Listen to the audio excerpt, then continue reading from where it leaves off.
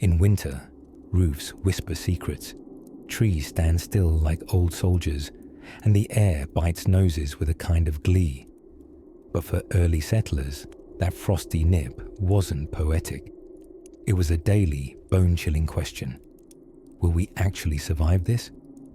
Imagine stepping into a world without electricity, no central heating, and not a single wool sock manufactured in a factory. Instead, perhaps hastily stitched from last season's regrets. Early settlers didn't see snowmen and hot cocoa. They saw a 4-month siege. The thing to understand about winter in, say, 17th century New England, or even 18th century frontier territories, is that it was less of a season and more of a siege by a frosty warlord named Ice. And Ice didn't negotiate. Before winter came, settlers moved fast. Late autumn was a mad shuffle through wagon sheds and root cellars, a dance with jars and pickles, meat preservation rituals that involved more salt than a harbour dockmaster's vocabulary. The phrase, prepping for winter, meant constructing your own weatherproof fortress and filling it with enough shelf-stable food to feed a wool-clad gnome army. The most terrifying part? Running out of porridge. Food monotony was, ironically, a saviour. If you had oats, salt, and possibly a withered carrot, you had options. If you didn't, well, there's a reason entire folklore traditions are built around surviving winters. Some feature cannibal spirits, others just feature unending turnip soup. You decide which is worse. Now people talk a lot about the pioneer spirit, but very few mention the pioneer draftiness. Cabins, while charming in sepia-tinted memory, were essentially refrigerated dioramas of human hope, built quickly, insulated poorly, and kept warm by little stoves that tried their best. You'd stick your hand near the fire and sweat, move an inch to the left and suddenly lose 3 toes. Early homes were bipolar in temperature, usually within the same room. At night, families would pile into one room like slices of bread. Shared body heat was the central thermostat. If you've ever wondered why everyone wore so many layers in those vintage portraits, it wasn't fashion. It was basic survival couture. Quilts were heirlooms, yes, but also essential winter armor and sometimes curtains, dividers, or emergency picnic mats indoors. And still, the frost came. Glass panes, if your cabin had them, grew delicate feathers of ice. Ink froze in inkwells. Water buckets became reluctant sculptures. And whenever someone left the house for firewood, well, the entire family tensed. You'd go from fetch logs to found frozen 3 feet away, faster than it took to explain what frostbite actually was. The cold had tricks. It crept in under doors. It turned outhouses into horror stories. It made you debate whether walking through a snow squall was worth the possibility of indoor warmth. Newspapers, if you had one from last summer, could become insulation, reading material, and toilet paper, in that order preferably. Early settlers were nothing if not economical. Even firewood had to be rationed. You couldn't just burn logs with glee, tossing them on like marshmallows. No. Each piece was the result of grueling labor, cutting, hauling, splitting, stacking, swearing, and repeating. Wood was stored under floors, behind walls, wherever a log could discreetly loiter. It was a second kind of currency. Speaking of currency, winter also rendered farming utterly useless. Nothing grew. Not turnips, not barley, certainly not the morale. Time was spent mending, sewing, and trying not to sneeze too hard lest you dribbled into your own mittens. The agricultural calendar basically hit pause, and you just hoped whatever you did last summer had been enough to carry you through the icy silence. But somehow, wrapped in wool and salted meat, people made it. Not all of them, certainly. but enough to pass on their stories and their quilts.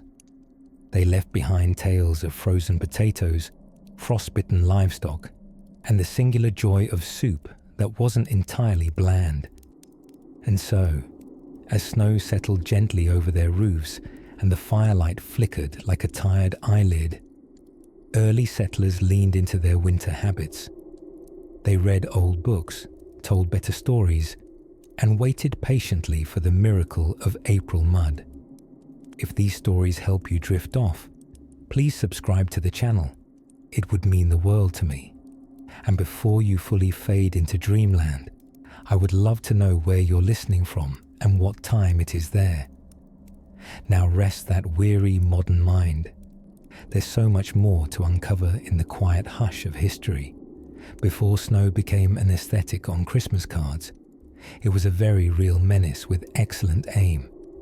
And for the first settlers in North America, winter wasn't just a season. It was an annual audition for survival. You see, while today we worry about seasonal lattes and misplacing our gloves, settler concerns were a touch more existential, like, will we see the sun again? Or, is that frostbite nibbling at my nose, or just really intense regret? Back in the early 1600s, settlers didn't exactly step off the boat into a welcoming snow globe. No one greeted them with marshmallow-topped cocoa. The landscapes they encountered were vast, unforgiving, and about as cozy as a wooden chair in a cold church during a sermon that seems to last until spring. Let's take a moment to picture it. Imagine you're stepping off a ship after months at sea, your legs unsure of how land works now, your food stores mostly gone or enthusiastically claimed by mold, and your idea of housing is optimistically pointing at some trees. Now add in a fast-approaching winter where it gets dark at 4 p.m, and your thickest coat is woolly but indecisive. Welcome to your new life, one frostbite away from a historical footnote. And speaking of shelters, calling them homes might be a bit generous. The earliest dwellings were, well, let's call them ambitiously experimental. Rough log cabins that somehow let in every breeze except the scented kind, with roofs that considered leaking a charming personality trait. Insulation was provided by stuffing cracks with moss, mud, or whatever hadn't frozen to your fingers. Privacy was not a concept anyone dreamt of, unless that dream included huddling next to 36 relatives while the chimney smoked indoors like an indecisive campfire. Food storage. That was a game of roulette with nature, where the house always won. Remember, refrigeration as we know it was centuries away, and the closest thing to a freezer was winter itself, which worked well unless your food stores were soggy, moldy, eaten by enterprising rodents, or simply not enough. Root cellars were dug, salted fish stacked high, and grain stored tightly, usually with the hopes that family members didn't mistake the seeds, intended for next season's planting as a mid-January snack. And when game was scarce, and game was often very scarce, you learned to get creative. It's one of history's small ironies that settlers who came seeking a land of abundance found themselves nibbling on boiled shoe leather by February. Did it taste good? Absolutely not. But a well-prepared boot could, we might suppose, be remarkably filling, depending on the size, thickness, and seasoning. Even the settlers' attempts at planning had an air of cheerful unpreparedness. Back in England, winters were damp and cold, sure, but somehow less vicious. Over here, it wasn't, we'd best wear our mittens, so much as we'd best rewrite our wills. And once that first December wind came barreling through camp like an unpaid tax collector, the grim reality settled in that sheer determination alone did not keep your toes attached. Still, necessity is an enthusiastic teacher, especially when the syllabus includes hypothermia. Early colonists quickly started copying indigenous survival wisdom, borrowing clothing techniques, hunting strategies, and even learning how to use snow to their advantage. Snow, after all, makes an excellent storage method when you've run out of shelves or options. And if you dug just deep enough, you could preserve meats through pure, icy stubbornness. But for all the hardship, there's something endearingly absurd about a group of Europeans showing up in buckled shoes and lace collars to battle 6-foot snowdrifts with mild optimism and approximately one practical tool. It's as if someone tried to fight a blizzard with a decorative doily. And yet, many persevered, not just through luck, but through ingenuity, grit, and the occasional accidental discovery, like when burying cider barrels under snow turned out to make an accidental slushy. Ah yes, the first historical hint of Americans making lemonade out of literal lemons, or in this case, popsicles out of despair. And so, winter began its long-standing career as both nemesis and mentor, shaping not only how people lived, but how they planned, worked, and huddled. The fireplace became the heart of the home, not for ambience, but because everything else was freezing. And around those hearths formed the earliest little cultures of community, thrift, and deeply layered fashion. Of course, the thinnest line between surviving and not had everything to do with food, what you could grow, what you could store, and whether raccoons had made different dinner plans. But that's another part of the tale, worth a quiet look as the frost deepens and the snow begins to whisper secrets through the trees. Out on the frozen edge of survival, winter wasn't just a season. It was a lifestyle, an uninvited house guest who arrived early, ate all your food, and refused to leave without a blizzardy tantrum. For early settlers, particularly in North America and the frostier parts of Europe, winter wasn't romanticized with mugs of cocoa and marzipan dreams. It was more like a tax auditor with a sickle. When the first frost crisped the air and the trees shed their last leafy optimism, settlers didn't just brace for cold. No, they prepared for the annual grand performance of let's see who was smart enough to salt the pork. Not preparing properly for winter wasn't inconvenient. It was an audition for extinction. Imagine you're a settler in, say, New England around 1691. You've got a cabin you built yourself using not much more than hope and questionable geometry. The chimney smokes at both ends. The roof leaks like gossip in a tavern. And somewhere in the corner, your potato supply is already beginning to eye you back. Yep, the long dark of winter is coming. Food preservation was as vital as firewood and prayers. Long before the refrigerator hummed quietly alongside your microwave popcorn, winter food planning meant salting, smoking, drying, pickling, and, occasionally, just getting tired of chewing leather and pretending it was a delicacy. People pickled everything: cabbage, cucumbers, even fish of doubtful origin, until their pantries smelled like vinegar had started a revolution. And then there was the root cellar, a sort of subterranean refrigerator run by Mother Earth herself. Dug into the frosty soil, these little bunkers of nutrition stored turnips, beets, and all manner of begrudging vegetables that told you, no, we're not delicious, but we will keep you alive. The settler version of comfort food relied more on not dying than on flavor. Clothing, too, was an arms race against hypothermia. Early colonial coats weren't stitched together from high-tech winter weather gear.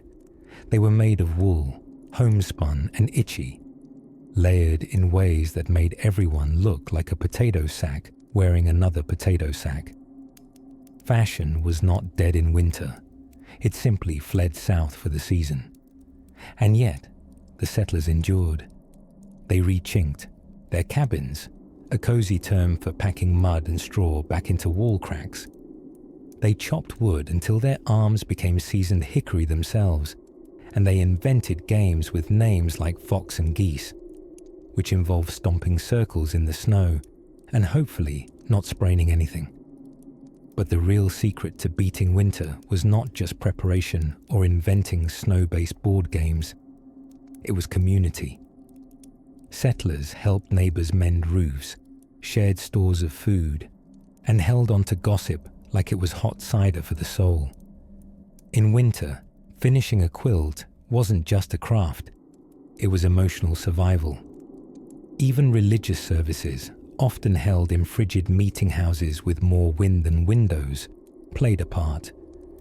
Picture the whole congregation wrapped in scarves and woolen layers, slowly freezing into devout statues during sermons that lasted just slightly shorter than the season itself. They didn't gather to be comfortable. They gathered so they wouldn't shatter into frostbitten hermits. Not everything about winter could be solved with elbow grease and good cheer, of course. Sometimes the snow came early and hard, trapping families in until spring. Though on the plus side, this was an excellent excuse to not visit that overly chatty cousin 2 farms over. And sometimes, folks got creative. There are records of entire towns pressing apples for cider until they had jugs enough to mistake for a pond. Some drank it. Others used it to clean tools. And 1 or 2 may have attempted to bargain with winter itself, using barrels of fermented hopes. In the sweeping chill of those early winters, you learned something primal. Not just how to survive, but how to invent warmth. Of food, of neighbors, of laughter echoing off split-log walls. Winter tried to kill them, yes, but settlers met it with recipes, root vegetables, sheer stubbornness, and the quiet knowledge that spring, eventually, came to even the most relentless cold. And while some huddled by the hearth, mending gloves and stories in equal measure, others began to get clever, not just about surviving the winter, but maybe outsmarting it in quite unexpected ways. The moment the last leaf gave up on its tree and spiraled down to the stiffening earth, a certain hush fell over the colonial settlements, an uneasy quiet, broken only by the mutterings of a neighbor wondering whether they had stacked enough firewood, or if their cow looked slightly opinionated about freezing to death. The approach of winter turned even the most confident settler into a suspicious meteorologist, scanning the skies for omens, the way a cat watches a bathtub filling up with water, part confusion, part dread. Early American winters didn't just arrive. No, they crept in like a thief in a too well-knitted woolen cloak, beginning with a frost on the pumpkin and ending, far more inconveniently, with livestock freezing to fences. You see, back then, winter wasn't a season, it was a siege. And to face it, settlers turned into master schemers, equal parts farmer, architect, and tight-budget magician. Consider the humble log cabin. To modern eyes, it might resemble a very determined shed with dreams of being a home. But to the early settlers, it was an engineering miracle composed primarily of chopped optimism and questionable insulation. These homes were feats of improvisation. The walls were stacked and notched logs, chinked with a mixture of mud, straw, and crushed hopes. Floors, when they existed, were wooden, unless packed dirt was your aesthetic. Roofs were slathered in whatever didn't leak too aggressively. But don't be fooled. Some cabins were cobbled together so well that they'd hold off the worst of the icy gales. Others let in the snow with such generosity that one could, quite literally, shovel the living room. Inside these rustic fortresses, winter dictated everything, from sleeping arrangements, preferably all in one room for warmth and gossip, to meal planning. Meals had to be hearty, heavily salted, and suspiciously similar to whatever you ate yesterday. This was not cuisine, it was survival by stew. They preserved meat in barrels, vegetables in root cellars, and their spirits through sheer stubbornness and the occasional shoddily brewed applejack. Now, preparing for winter began in summer and involved the settlers' equivalent of panic purchasing. Every chore had an existential undertone.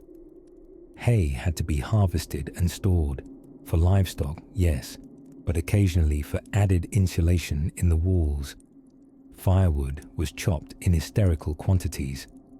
One could measure a man's optimism by how enormous his woodpile was.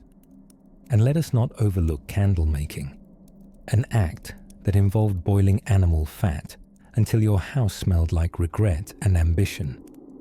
All so that winter evenings could be lit by the tender glow of bacon-scented candles.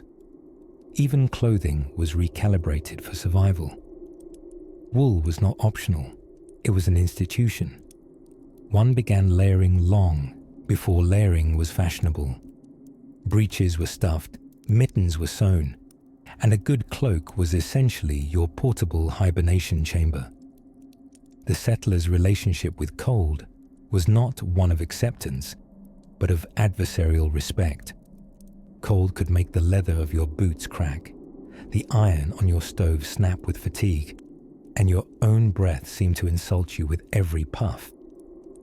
More than one journal entry noted the mysterious phenomenon of frozen ink, and occasionally frozen inkpots. No one wrote poetry in the dead of January unless it rhymed with "My toes are gone and so is my will." And yet, for all this frozen menace, winter brought something oddly beautiful, especially for those still snugly above ground. With the fields blanketed in snow and fewer predators lurking about, there was a sort of eerie calm.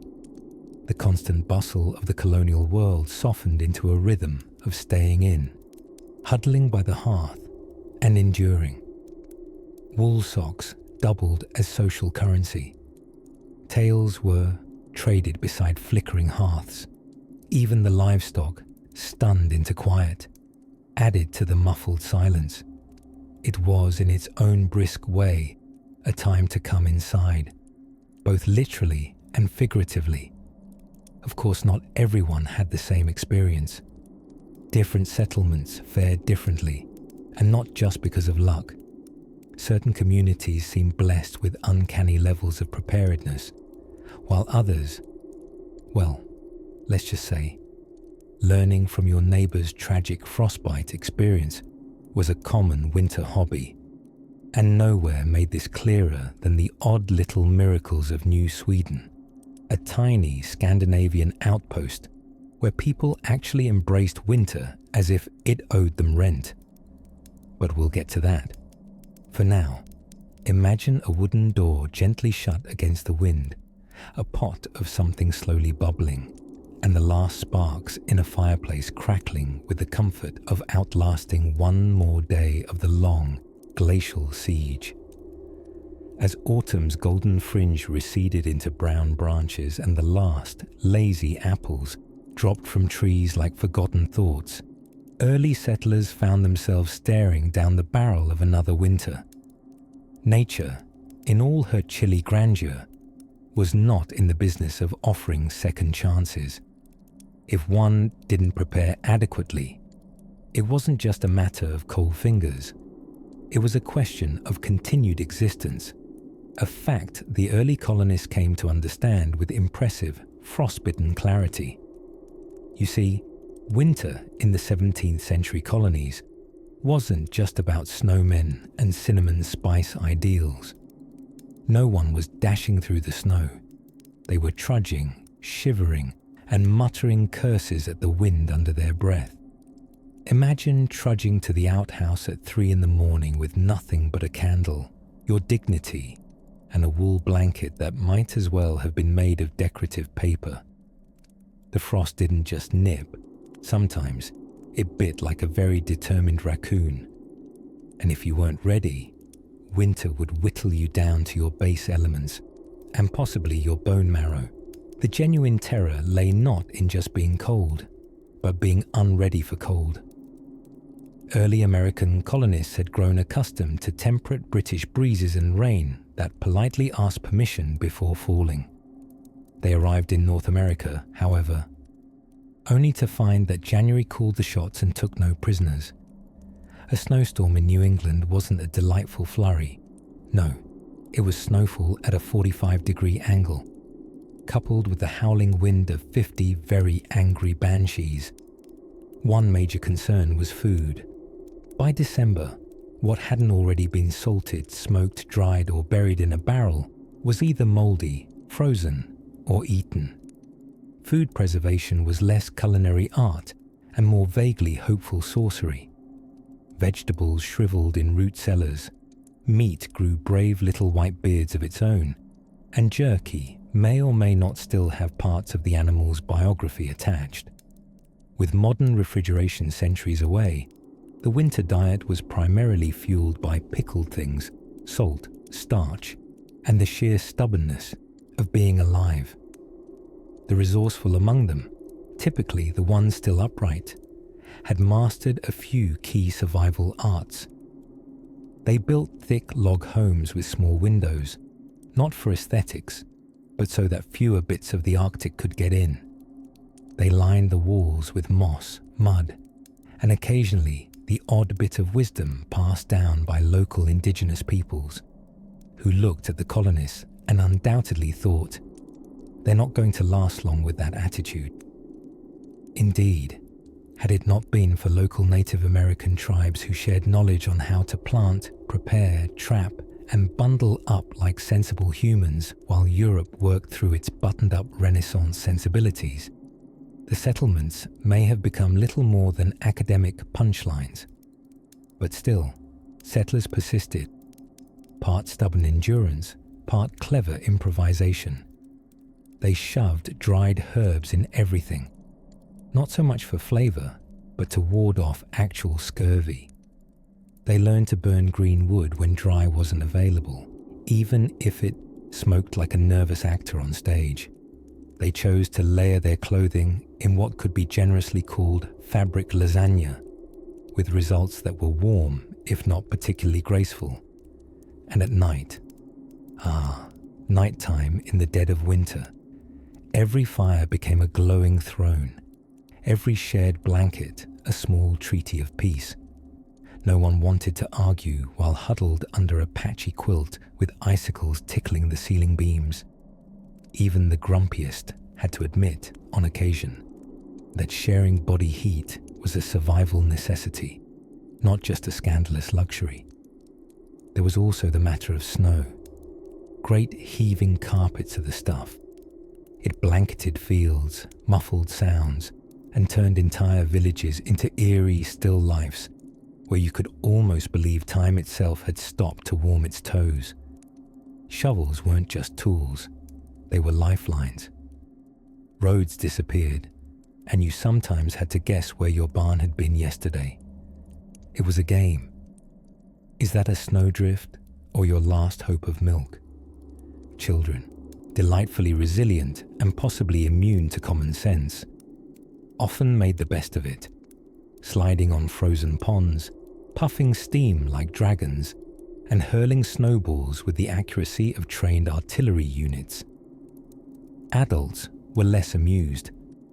They were too busy trying not to break ankles on ice, keep fires going, and debate if the last turnip might be misidentified as soup. But winter wasn't all hardship. It was also a time of stories, woolen repair work, and quiet songs hummed beside the hearth. Even in the struggle, there was rhythm. A seasonal lullaby played in the key of survival. And as snowflakes continued their slow, silent waltz past frosted window panes, the settlers would begin to dream, not just of spring, but of ways to coax a garden into growing faster next year. Or perhaps build a chimney that didn't draft like a letter to the king. That, dear listener, leads us softly onward into a tale of the many fires kindled not only for warmth, but for something deeper. Back when the world was wider and your average pint of maple syrup required the survival instincts of a bear and a strong religious constitution, early settlers in North America were bracing themselves for their most formidable opponent. Not wolves, not enemy armies, but temperature. Now, the thing about winter in colonial times wasn't simply that it was cold. It was that it was colossally, comically unrelenting. It showed up like an uninvited in-law with an oversized trunk and absolutely no intention of leaving before the tulips got the blue memo. And the settlers? Well, they had to get very clever, very quickly, with roughly 1 chicken and half a dozen nails between them. Imagine, if you will, a family huddled inside a small wooden house that was built mostly of faith and planks that had a tendency to whistle when the wind got frisky. The windows were often made of oiled paper stretched thin, which is about as effective at insulation as holding up a wet sock and calling it a wall. The fireplace was the heart of the home, in the literal sense. Step too far from it, and you might freeze in a pose so elegant you'd be mistaken for a marble statue of disappointment. To keep warm, they layered. Not fashionably, not flattering, just layered. Wool over wool, with perhaps a deerskin coat that had seen better decades. People slept in shifts just to keep the fire fed through the night. And everyone, absolutely everyone, shared beds. Not just to conserve heat, but because nobody wanted to end up as the person who drew the isolated corner near the window. Washing? A diplomatic affair? Yes, folks bathed. Rarely. You smelled like survival, and that was practically a badge of honor. Water froze solid in the bucket if you dawdled too long, so if you were thinking of luxuriating in a winter soak, you'd better have had your eulogy written. But warmth wasn't the settlers' only winter concern. Food preservation was the second great act in this chilly theatre of endurance. Meat was salted and smoked until it was roughly the texture of a leather shoe and just as digestible. Root cellars, dug deep into the ground, were magical, earthy pantries filled with root vegetables that could outlive your 15th great uncle. If you had potatoes, onions, and dried beans in that cellar, you were considered rather dashing by culinary standards. And let's not underestimate the strategic power of the chimney. It was not only for smoke and warmth, it was for drying socks, storing herbs, and occasionally hiding from responsibilities, depending on the size. Clever settlers even used the chimney's rise to hang sausages and salted meats from hooks, turning the inside of the house into a smoky, tantalizing winter snack gallery. If you didn't mind the risk of a collapsing clove of garlic falling on your head mid-nap. Now, hunger, cold, and colds aside. Perhaps the most underestimated winter hazard was boredom. Yes, settlers could survive snowstorms and wolf sightings, but being trapped indoors with 6 kids, 2 goats, and 1 exceedingly loud uncle meant that cabin fever was very real and absolutely not treated with Calpol. Instead, they turned to storytelling, sewing, wood carving, and the ever so thrilling game of guess whether that noise was the wind or certain doom. And yet, against all odds, through frostbite, famine, and flirtation with early onset madness, there was something rather cozy about it all. Families rediscovered oral traditions. Children got very good at whittling sticks into vaguely stick-like shapes, and small moments, cracking hearth fire, warm cups of broth, the muffled quiet of deep snow, became exquisite luxuries. As winter whispered its way across frozen fields and chimney smoke curled into twilight skies, settlers found rhythms, rituals even, that turned hardship into heritage. They sang low songs, patched last season's socks for the 5th time, and made bargains with the cold in exchange for the promise of spring. And so, while the wind howled and the pine trees groaned under icicles the size of regret, life inside those wooden walls endured, stitch by stitch, spoon by spoon, prayer by stubborn prayer. Somewhere beyond the frost-covered windows, the world waited for the thaw, but inside they had fire, stew, and stories. And really, what else does a human need to make it through the long winter? In time, necessity would birth 1,000 ingenious contraptions and a few questionable choices.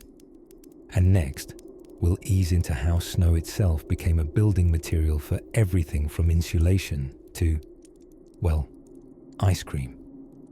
Eventually, there came an autumn morning when frost kissed the pumpkins too early, and the settlers all began eyeing the sky as if it might sneeze snow without warning. That's how it usually happened. Nature gave no memo. One day, golden leaves. The next, boots frozen mid-stride. By the 1600s, many newcomers to the American Northeast had learned, loudly and with much shivering, that winter didn't wait for you to be ready. If they had ever believed that the New World was just a warmer England with better corn, one January in Massachusetts disabused them of that fancy. The wind didn't whistle. It groaned like a haunted organ through trees too sensible to keep their leaves. The Pilgrims, in particular, had a flair for underestimating the climate. They'd arrived at Plymouth Rock not only late in the year, but also with the sort of preparation one might expect of someone packing for a weekend retreat in April. They brought beer, of course, because in those days, water was suspect and beer made you mildly optimistic, but they neglected things like livestock and decent shelter. So when snow blew in sideways and frozen lakes turned eerily silent, they did what any resourceful group would do. They panicked a little and then started copying their neighbors. Luckily, their neighbors were the Wampanoag, who had spent thousands of winters perfecting the art of not freezing to death. Thank you very much. And while we might think of survival as hunting, it was really food storage that made the difference. Anyone could spear a fish in July, but try digging for roots in 3 feet of snow, and you'd end up with frostbite and a handful of regret. The Wampanoag had root cellars, smokehouses, drying racks, and an almost poetic efficiency. Ears of corn plaited into braids, cranberries dried like rubies, and venison made into pemmican. A lean, high-protein snack that tastes only slightly better than it sounds. English settlers, after some trial and far too much error, began to grasp the logic of preserving food instead of eating everything you had during the first snowflake festival. By storing nuts, smoking meat, and drying berries, they gave themselves the thrilling opportunity to survive February. It was, admittedly, a learning curve with casualties. One rarely discussed hero of winter, survival, was the humble root vegetable.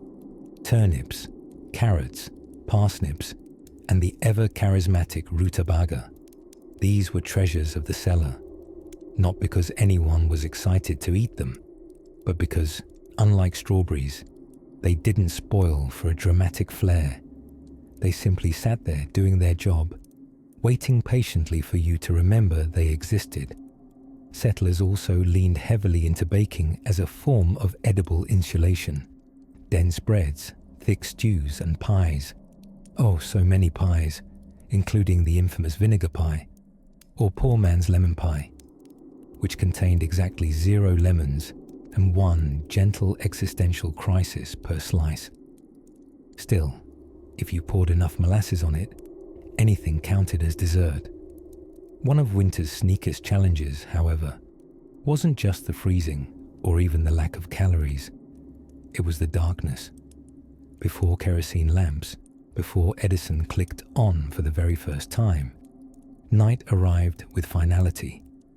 Your day ended when firewood ran out, or your candle stub blinked its last. Families huddled close with patchwork quilts, kept their livestock indoors for warmth and unintended aromatherapy, and told stories not just for memory, but for morale.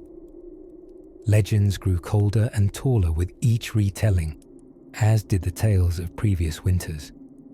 Remember the winter the outhouse door froze shut, someone would ask, and everyone would groan in unison. Still, even in hardship, winter held its cozy charms. Woolen mittens dried near fireplaces, tea made from pine needles steamed in simple mugs, and neighbours invented reasons to check on each other, often bringing cider or a spare pie crust. Kindness became currency, and it helped, quite literally, to know who had a better chimney. What made winter survivable wasn't just firewood, although by heavens they needed that too. It was preparation, yes, but also adaptation. Learning to dry, salt, bury, smoke, pickle, and pretend your third batch of turnip soup was delicious. Next, of course, came the matter of actually lighting a fire, which, charmingly enough, was harder than you might think. In the long, frosted hours of colonial winters, when fireplace embers mumbled quietly like old men nodding off mid-conversation, there lived one foe the settlers struggled to conquer more than frostbite, famine, or even wolves. And that, dear wanderer, was boredom. You see, while winter in the 1600s was indeed a brutal force of nature, freezing toes and turning chamber pots into miniature ice rinks, it was also endlessly dull. With the fields frozen, livestock huddled in thick-breathed barns, and sunlight retiring by mid-afternoon like a tired village doctor, settlers had an astonishing surplus of time. Oh yes, crunchy, snow-smooth, uncomfortable time. Early European settlers, many fresh from bustling ports where taverns and tailors buzzed with gossip and muffs of every size, now found themselves in wooden cabins where the most exciting daily event was watching someone reload a musket, slowly, for the 5th time. And so, in the silence of whitewashed forests and drafty corners, something very strange happened. People got wildly creative. Not necessarily good creative, but certainly creatively bored.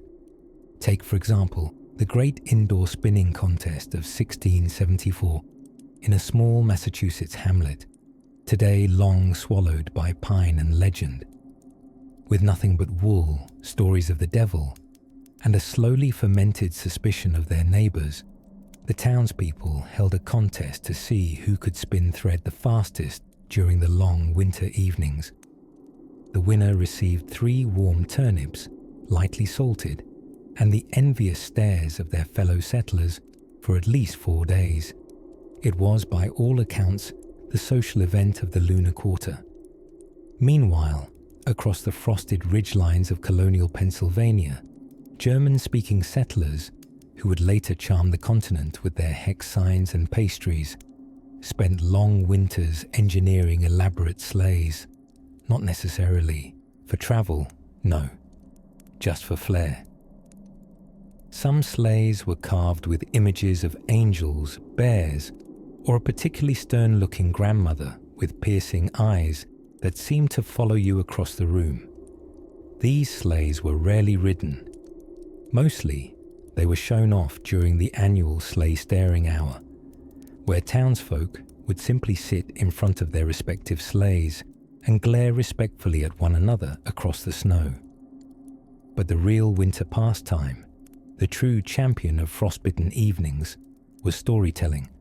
Now, don't imagine cheerful tales of candy houses or heroic piglets. Oh no, colonial winter stories tended to lean, shall we say, paranoid. Gnarled old men would speak of willow trees that whispered at dusk and women who churned butter by daylight and cursed farmhands by moonlight. Many stories were, in fact, just rehashed complaints about neighbours, but reframed with supernatural flair. Old Margaret didn't borrow my hoe. She conjured it from the spirit realm and refused to return it.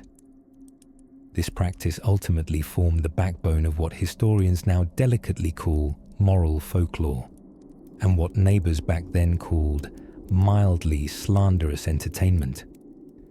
Young children, wrapped like overly cautious dumplings in too many layers of wool, would listen wide-eyed as elders gestured dramatically with three-fingered mittens, recounting tales of slippery spirits who caused accidents at the well or haunted boots left unlaced. But stories weren't just a way to pass time. They were survival tactics. In an age before pediatric medicine and central heating, keeping a child still and all quiet for more than 3 minutes without them sticking icicles up their nose was considered a major parenting win. Stories then were not mere bedtime fluff. They were strategic winter pacifiers. As the wind outside howled like a choir of forgotten oaths, families huddled together for warmth and stories, passing the long, frigid nights with words that felt richer than fur, more nourishing than jerky, and warmer than the fire itself.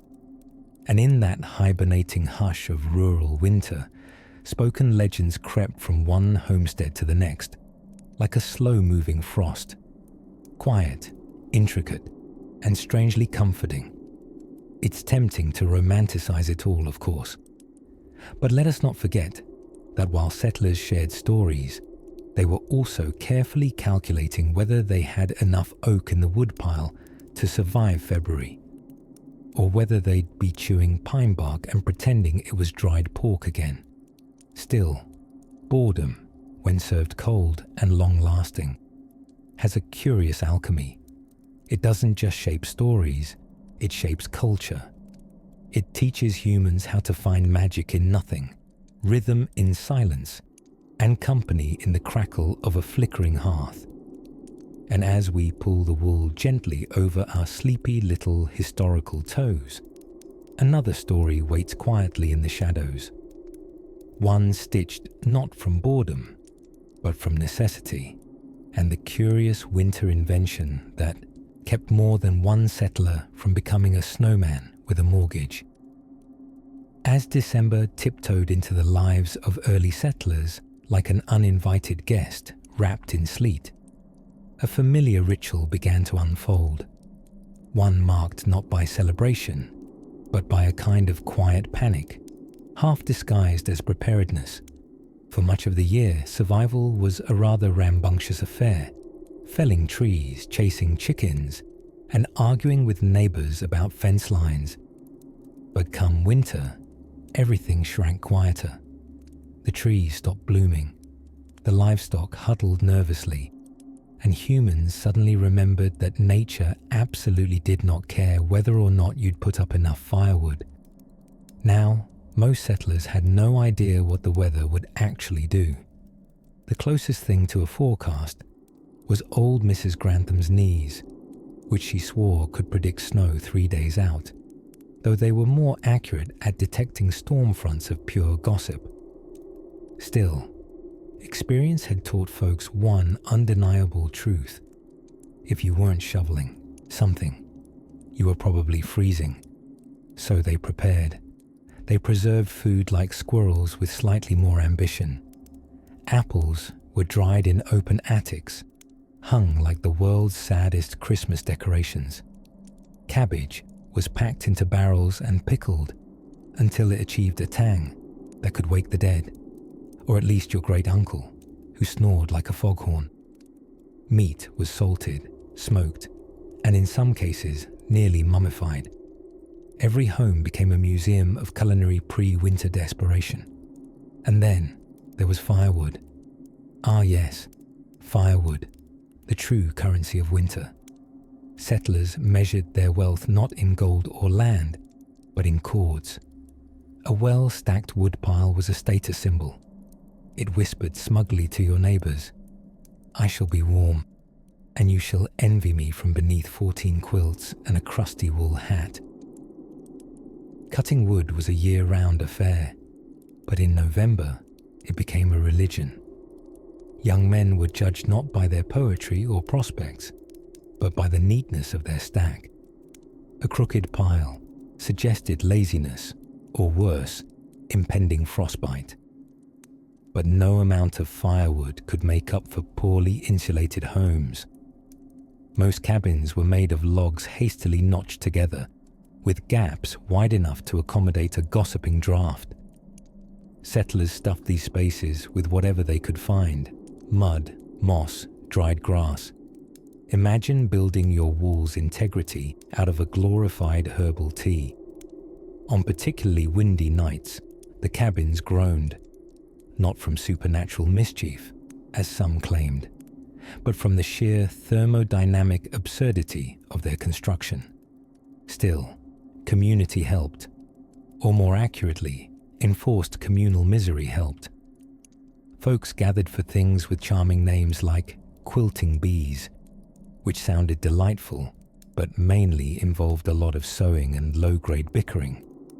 These gatherings were more than social survival. They were psychological defense systems. There's something about swapping stories over slowly cooling cider that makes you forget your toes have gone numb. For children, winter was a little different. The frigid months turned them into wide-eyed agents of chaos, armed with sleds, too much energy, and the uncanny ability to always lose mittens in pairs.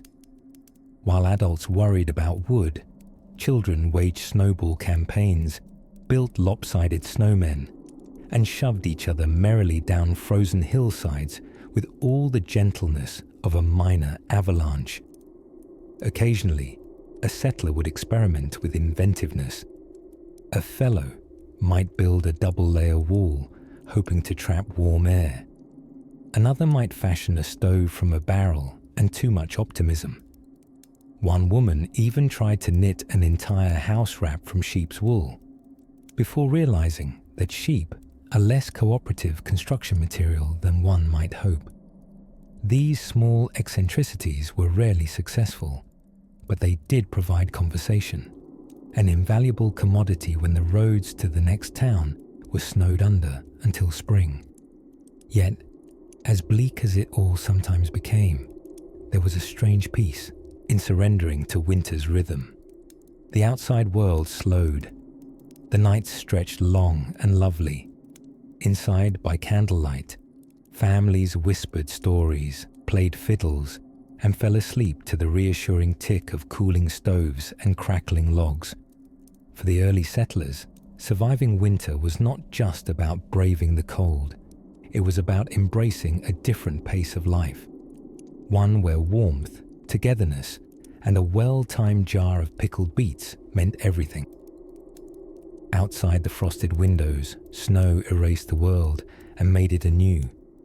And in that strange, silent white, a kind of wisdom drifted gently, insistently, waiting to be listened to. But just as frost made stillness beautiful, there were other elementals at play. And soon they'd come face to face not with snow or wind, but the cool, biting indifference of January's hunger. As the last orange leaves dropped reluctantly from their branches, and the sun made its peace with the horizon earlier each evening, early settlers found themselves face to face with a rather unpleasant truth. All the inspirational homesteading dreams in the world couldn't cook your dinner if you hadn't chopped the firewood first. It was late autumn, which in colonial terms was officially known as panic season. This was the time when every settler suddenly remembered, just as a frost curled over their cabbages, that there was still a suspiciously large pile of chores unfinished. Roofs had to be thatched tighter than a miser's purse. Gardens had to be harvested before the ground decided it was done cooperating. And root cellars, those cool underground pantries of old, had to be filled to capacity with root vegetables so uninteresting they made boiled turnip seem festive. Spending the winter in an understocked homestead was like signing up for a very chilly, potentially final game of survival bingo.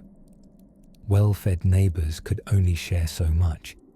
After all, they were also counting the number of potatoes left and hoping it didn't match the number of weeks until the thaw. Now here's where things got both cozy and ridiculous. To outwit the impending cold, families would go into what might best be described as hibernation with reading privileges. Daily chores were pared down to the essentials, movements became deliberate, and the central hearth transformed from a humble cooking spot to the high temple of survival and gossip. Everything revolved around the hearth. Meals were cooked in iron pots swung over flames, clothes were dried on racks above the heat, and shoes were left as close to the fire as possible without catching light. A complex domestic ballet would unfold each morning as family members competed for the warmest spot, willing to fight an arm for it if necessary. In some households, storytelling became the primary evening entertainment. Once, actual daylight packed up and went home before dinner.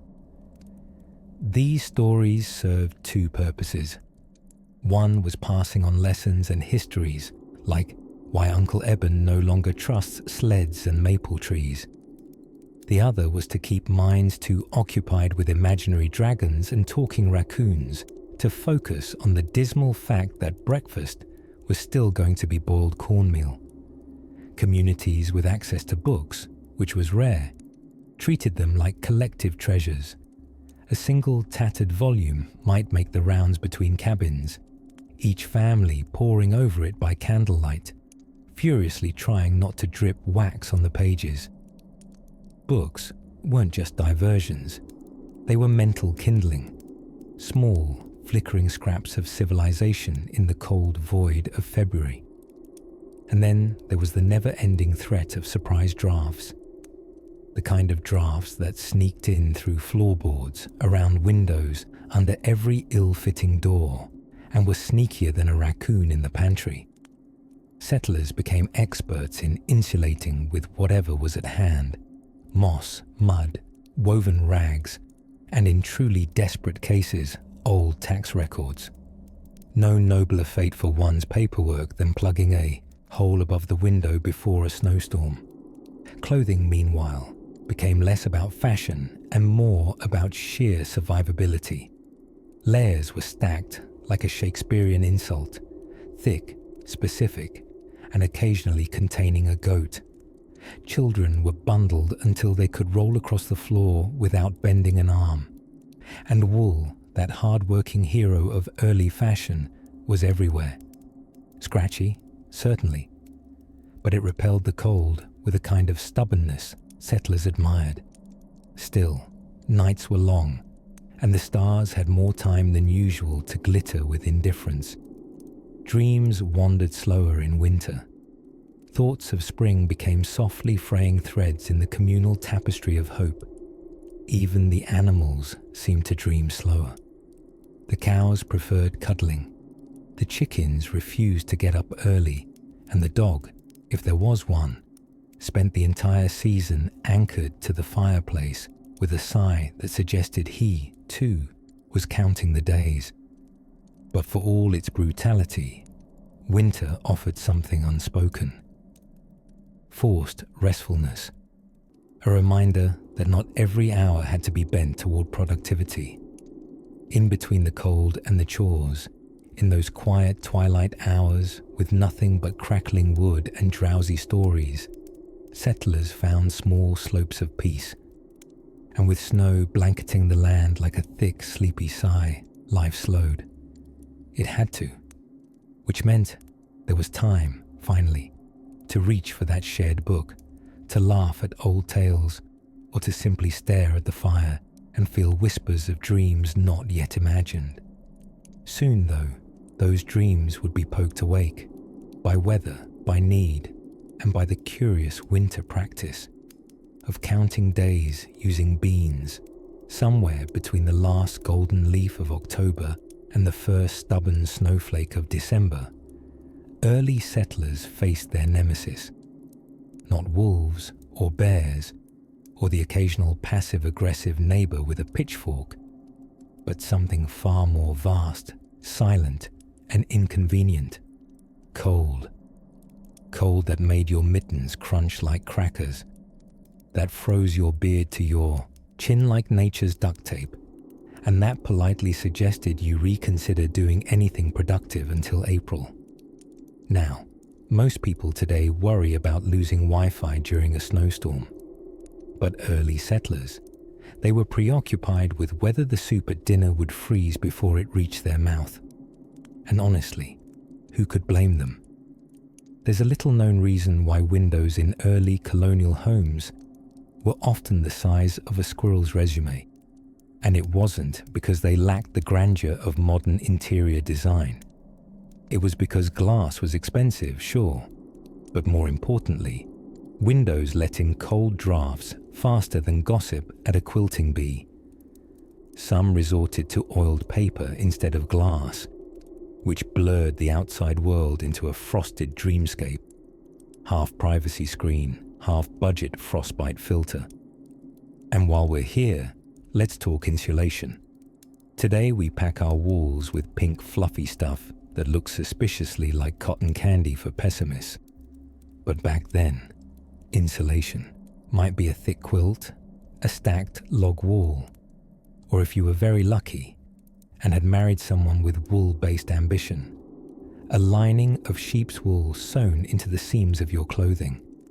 You didn't insulate your home so much as you layered yourself up like an onion with a mortgage. But all the quilts in the world meant nothing without a source of heat. Hearths weren't just cozy Pinterest material. They were life support systems. At the heart of every early settler's home was the fireplace, where fires were kept burning day and night with the kind of dedication usually reserved for religious rituals, or very enthusiastic raccoons guarding garbage. The fire wasn't just for warmth. It cooked your food, boiled your water, dried your socks, and if you were a particularly chilly child, probably functioned as your primary caregiver between December and March. Of course, this meant you needed wood. A lot of wood. Chopping firewood wasn't a winter pastime. It was a full-time job, with benefits that included blisters, splinters, and the smug satisfaction of being warmer than your neighbors. Some settlers cut timber year-round just to stay ahead of the chill.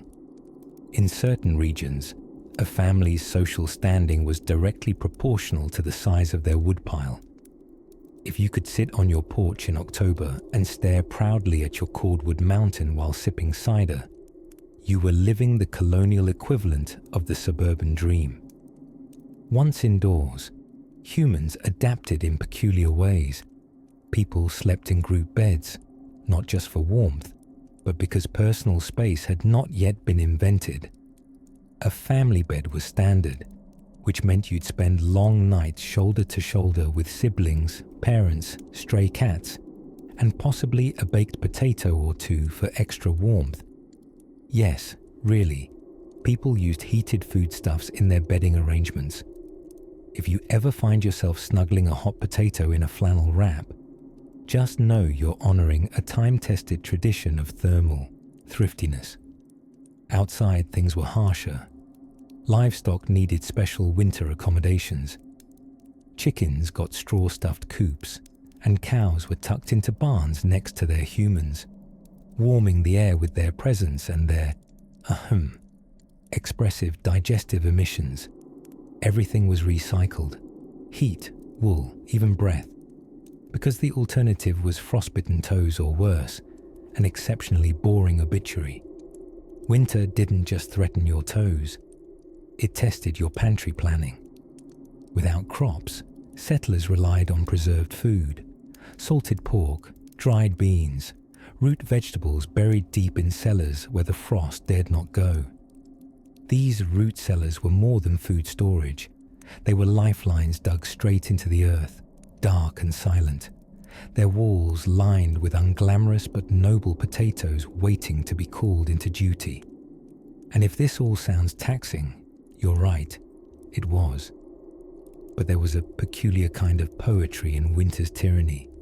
It slowed time, forced reflection, gathered people tight around firelight, trading stories, sipping cider, groaning at Uncle Reuben's ghost tales for the 5th night in a row, and remembering, as icicles glittered outside, that survival was an act of communal stubbornness.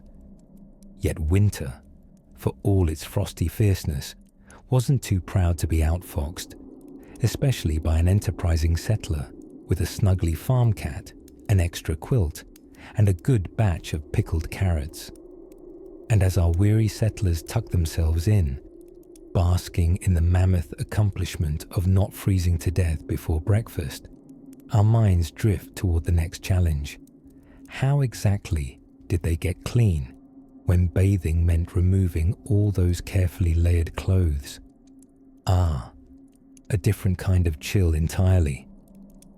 Out on the snow-blanketed frontier, where silence tucked itself between pine branches and chimneys smoked like sleepy dragons, early settlers faced a brilliantly ironic dilemma: how to survive in a land that had offered them both promise and frostbite. Winter wasn't just cold, it was frequently, pettily mean. It snapped wagon wheels, froze ink in wells, and turned chuckling brooks into smug, slippery death traps. But let's take a moment to appreciate the true genius of the cabin.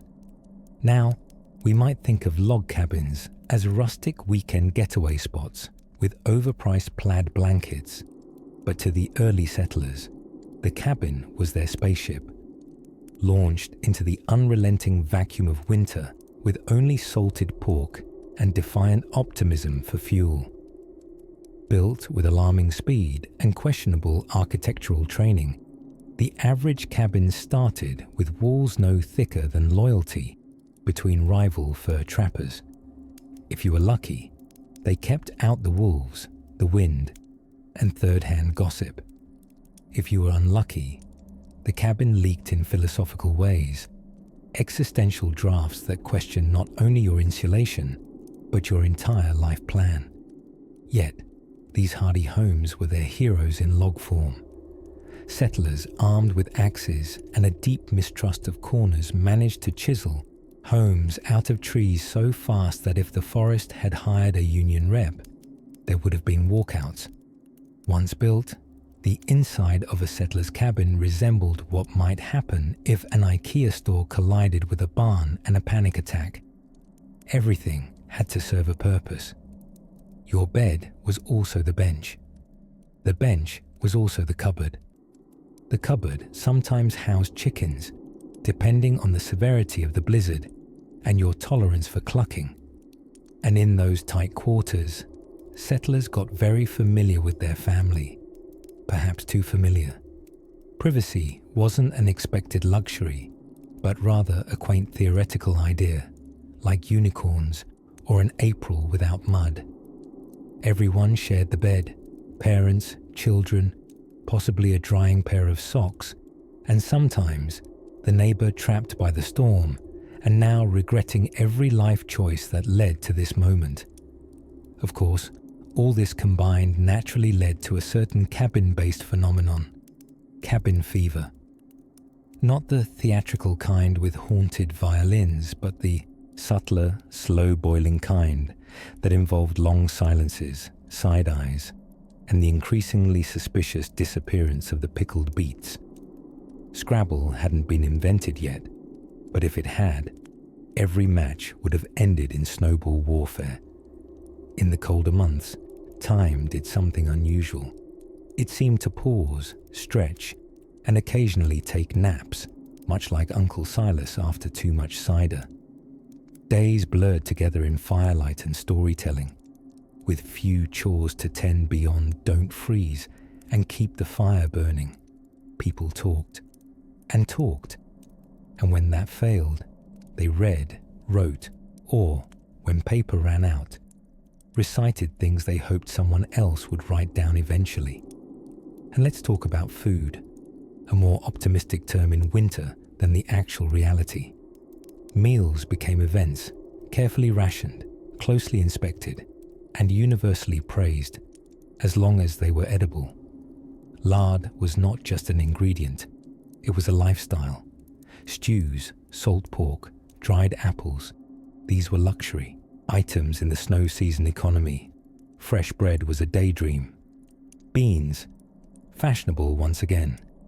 And if someone had managed to trap a rabbit, they became the heroic figure of the week, later immortalized in folk songs sung terribly off-key. To keep spirits high and frostbite low, settlers developed cozy rituals. The fire was never allowed to die. Even at night, someone would get up, half asleep and fully grumbling, to poke the embers and mutter about how next year they were definitely building somewhere warmer. This was an annual tradition, never followed up on. There were blessings though. Winter illuminated the stars with stark clarity. There, bundled under layers of wool and hope, settlers would glance up at diamond-dotted skies and feel, for a quiet second, proud. They were surviving, they were stubborn, and they had, against the odds, figured out how to choreograph their lives to the rhythm of ice. And beneath it all, a secret weapon, humor. Because if you can laugh through tooth-chattering cold and soup that tastes like last month's optimism, you've already won. As the snow deepened and December whispered its wintry tales through the slats, some of the cleverest settlers began turning to an unlikely source of strength. Old traditions far older than any log cabin or cracking stove. But that's a tale for another fire, and another frost-bitten memory. It was not the bears or the wolves, or even the distant threat of pirates that kept early settlers up at night. It was the creeping certainty that winter always came back. Unlike a neighbor with loud goats or the occasional thunderstorm that flattened the garden, winter didn't forget.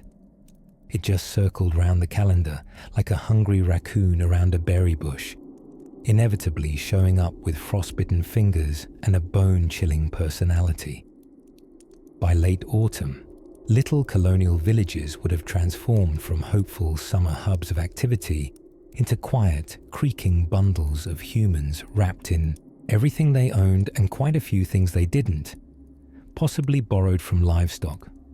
You see, when you only own 2 shirts and a goatskin petticoat, you get creative with layering.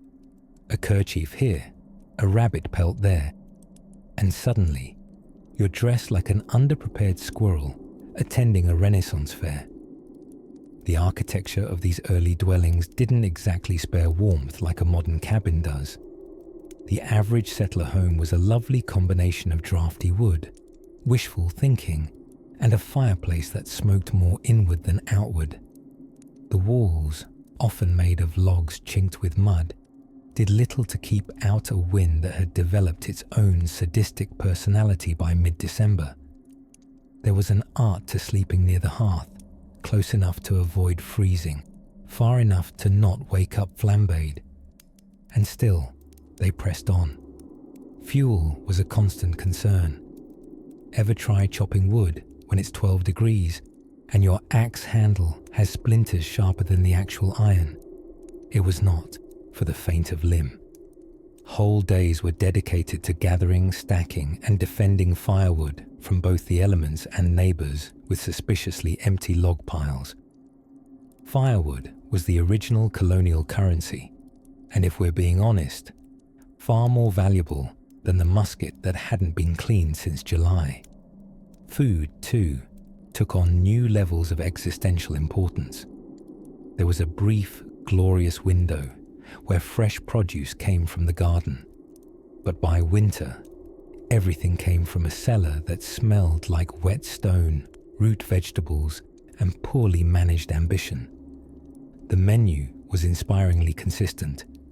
Turnips, potatoes, and something that might be a parsnip, or a really suspicious carrot. No matter. If it grew underground and didn't scream, it went into the stew. Speaking of stew, few things brought colonial communities together like a pot of something bubbling quietly on a low fire.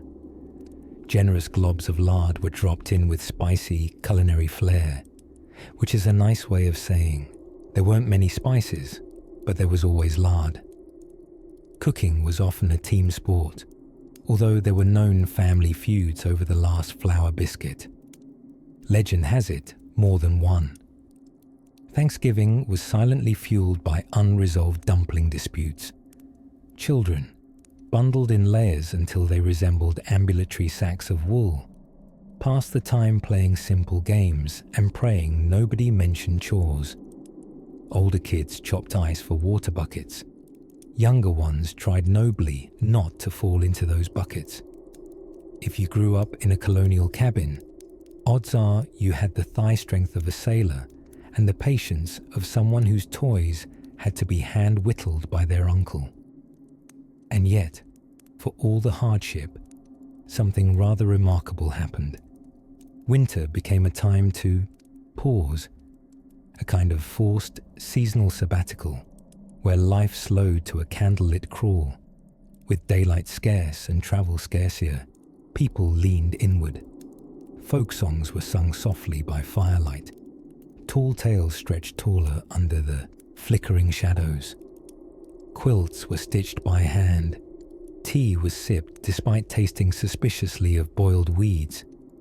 And stories were passed down through the generations like warm mittens, slightly misshapen but full of love. Evenings became cozy rituals.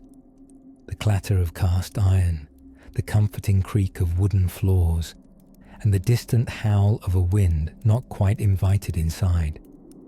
Children drifted to sleep, lulled by the rhythmic glow of coals, and adults stayed up just long enough to worry faintly about the next day's chores, because despite everything, they adapted. They learned from the trees, the animals, and each long, silent snowfall. Winter, for all its bite and bluster, taught patience, resilience, and, perhaps most enduringly, the innovative genius of sticking heated stones in your bed before climbing in. And somewhere beneath a mound of patchwork quilts and familiarly lumpy pillows, another family curled in for the night, waiting for morning, or at least for the cabin not to rattle from an especially spirited gust. But before the sun would rise beyond that frost-glazed window pane, something else was stirring in the rafters overhead, the settlement's most uninvited winter guests.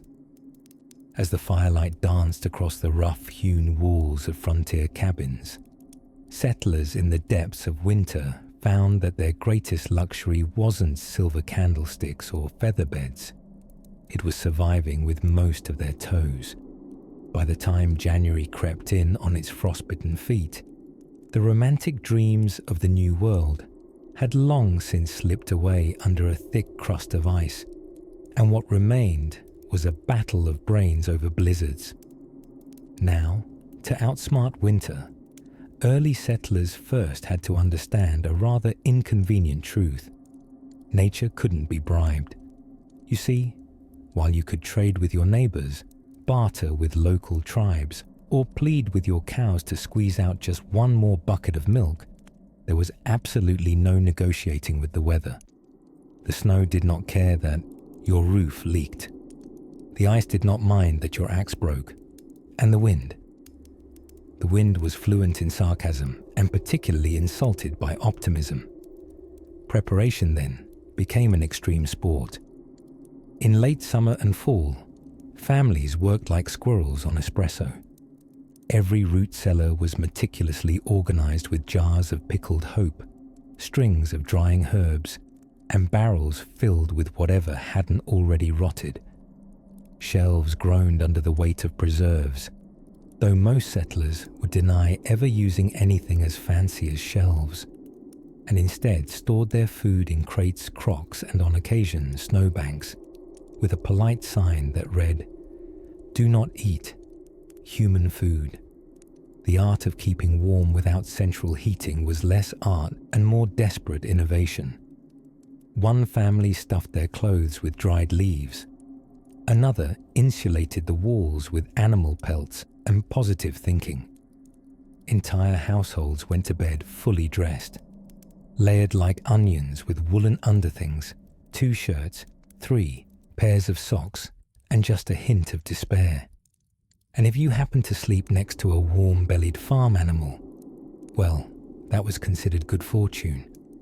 Or at the very least, not the worst Tuesday you'd had. But the stove, that iron beast squatting in the center of the room, became the heart of the home. It was worshipped, fed, and obeyed. It hissed like a dragon and burned through logs and kindling with the appetite of a teenage boy at a Thanksgiving table. Daily chores involved gathering firewood, chopping firewood, stacking firewood, and, after discovering your pile had mysteriously disappeared during the night, questioning the morals of the Smith family down the road, who just so happened to be suddenly warm. Firewood theft was not uncommon. Neither was passive-aggressive sled jousting to settle disputes over said firewood.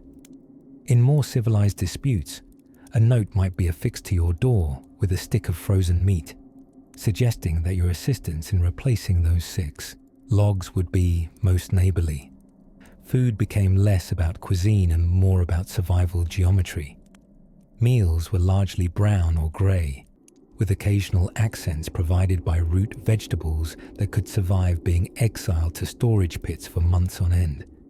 Potatoes were reliable, parsnips were valiant, and turnips, well, they tried their best. Folks roasted them, mashed them, turned them into soup, and once sheer boredom set in, gave them names and threw them dances. Entertainment was minimal unless you found shivering engaging. By candlelight, settlers read by the dim flicker of tallow flames, often the same pages over and over again if the only book in the house was, say, a seed catalogue or the Book of Revelation. Children played games like who can stay the quietest the longest, or guess which dinner has meat in it. And sometimes, on truly wild nights, they told stories of spring. So how did they do it? Survive winters that seemed to last from one Thanksgiving to the next? The answer lies not just in their grit or their sheer stubbornness, but in their peculiar talent for finding warmth where it still flickered. Be it in a shared stew, a neighbor's ragged smile, or the silent oath exchanged between man and snow-covered plow. I'll be back in spring, and you'd better be thawed. The settlers didn't conquer winter, not really. They bargained their way through it, 5 logs at a time. And between the frostbite and the root vegetable fondue, they developed something unique, a grudging respect for the cold, and just enough madness to laugh in its face. As we'll soon see, that same mix of determination and frost-fueled creativity would lead some settlers to invent bizarre and brilliant tools to brave the cold. Because when your survival hinges on a spoon, a sock, and a strong sense of denial, necessity becomes the most entertaining mother of invention. There comes a moment in every bleak winter when the snow stops pretending to be magical and instead settles into the role of domestic adversary. Charming snowflakes turn into soggy invaders who sneak into boots and melt in all the wrong places. Early settlers living on the outer edges of civilization knew this transformation all too well. Winter was not merely a season, it was a lengthy, frosty performance of natural selection. By the 17th century, the colonists of New England had begun developing a grudging comradeship with the cold. Not a friendship, mind you, but more of a mutual understanding, like 2 grumpy neighbors who wave politely once a year. Their chief survival tactic: firewood, lots of firewood, towering stacks of it. You could gauge a man's chances of seeing spring based on the size, neatness, and smugness of his woodpile. Cutting, splitting, and stacking wood consumed entire weeks in autumn.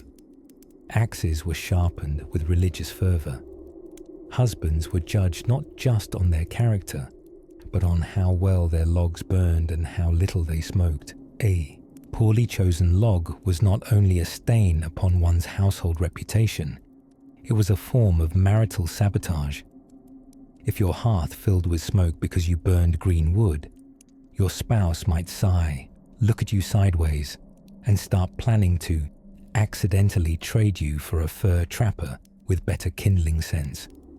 Of course, despite their best preparations, firewood alone couldn't conquer winter.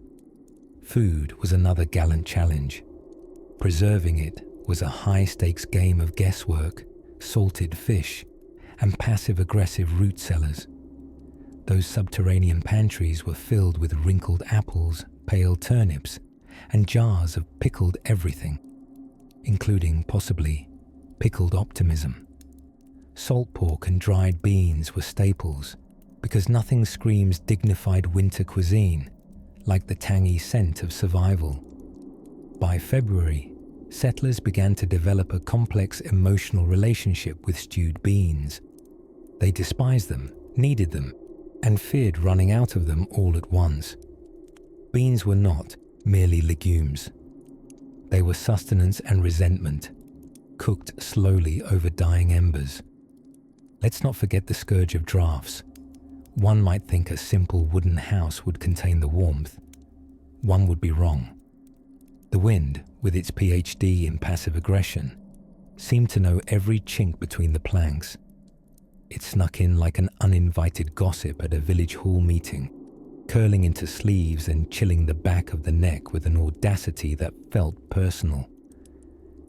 Settlers attempted to plug the gaps with wool, moss, old rags, and, when desperation set in, the odd snowshoe. It may surprise you to know that wintertime entertainment existed. It was admittedly low budget. Reading by firelight, assuming you had decent eyesight and a Bible to reread, was the elite tier. Most folks passed the time with storytelling, riddles, indoor tasks like mending clothes, and complaining about frostbite. Children played games with buttons and string, because that's what you do when you can't go outside and screens don't exist. Every village had its frostbitten philosophers too. You'd find them by the stove, sipping something warm and unsolicitedly, informing everyone nearby that it was colder than a Puritan smile, or the kind of cold that makes your bones file complaints. These phrases were passed down like heirlooms, modified slightly with each generation to add flavor and exaggeration. And then there were mittens, handmade, woolen, named after the aunt who spun them, possibly cursed, definitely mismatched. No one had two mittens alike.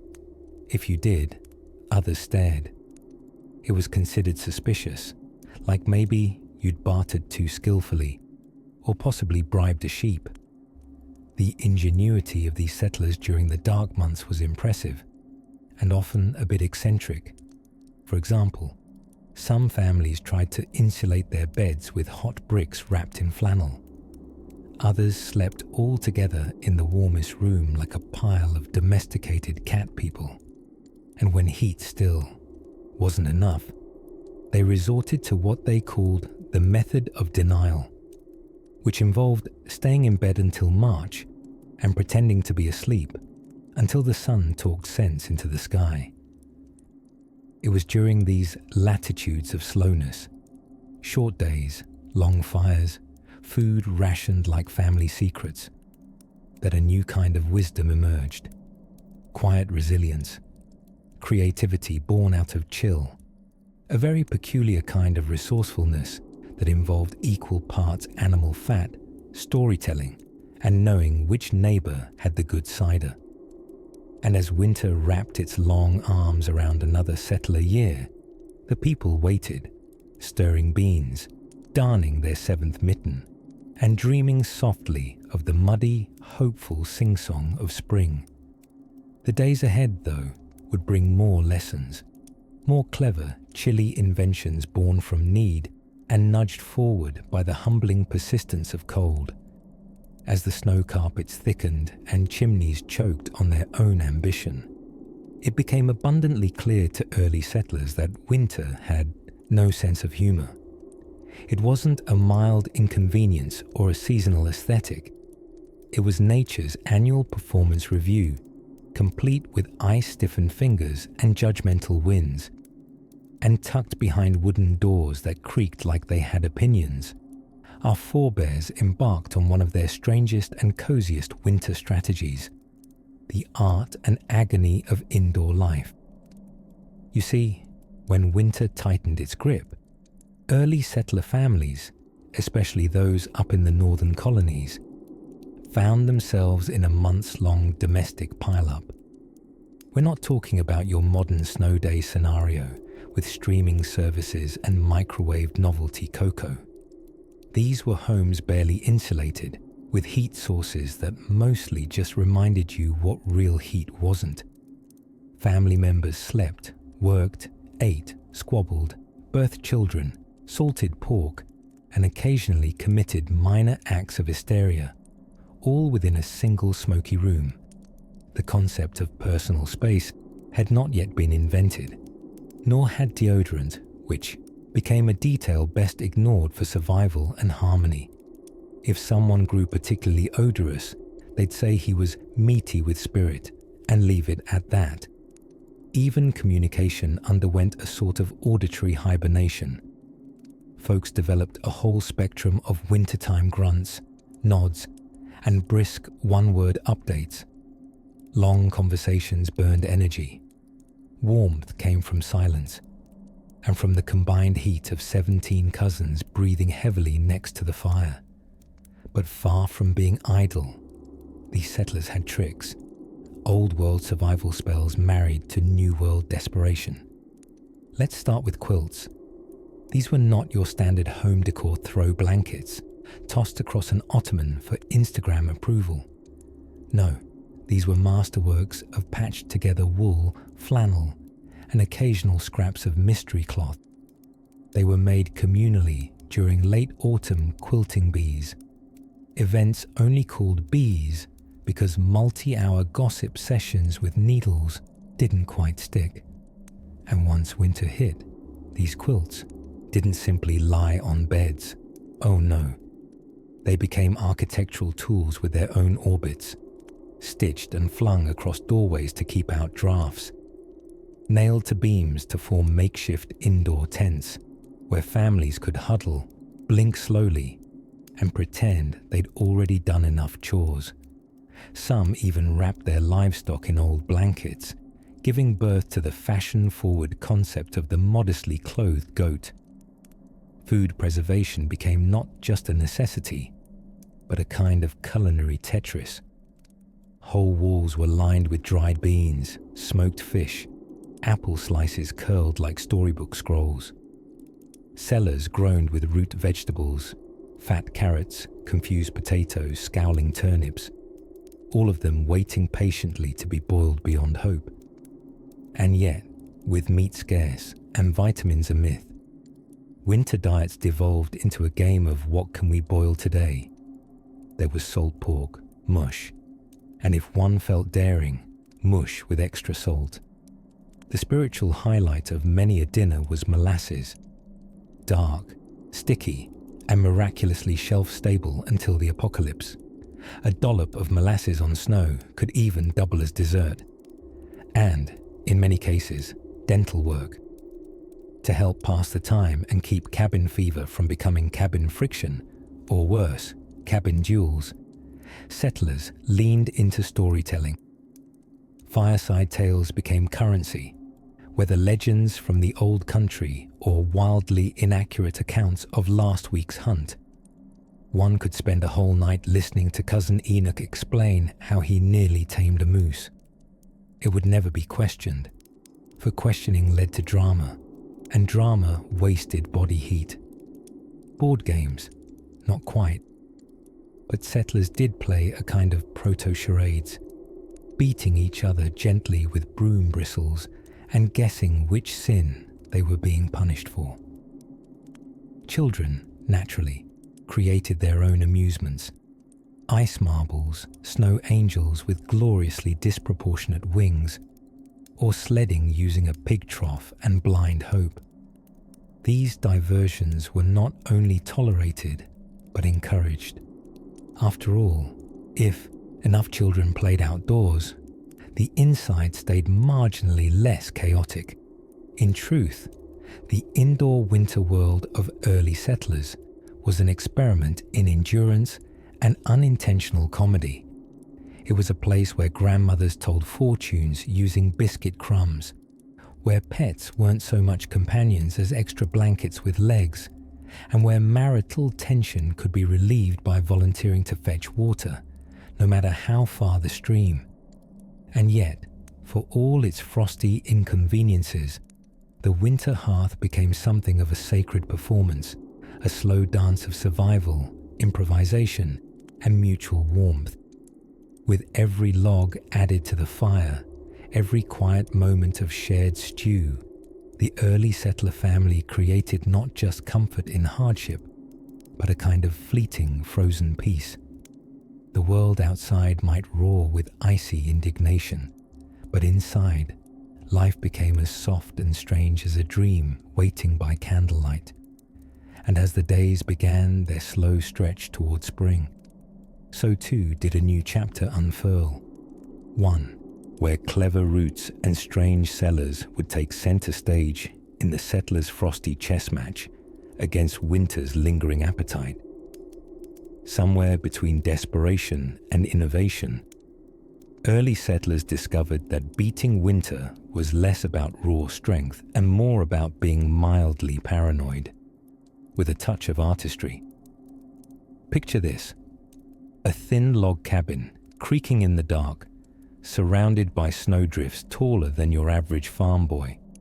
And inside, someone is spending the evening waxing philosophical about how many socks one should wear to bed. But winter wasn't just a season. It was the house guest who never left. A slow, silent siege with sleet in its holster.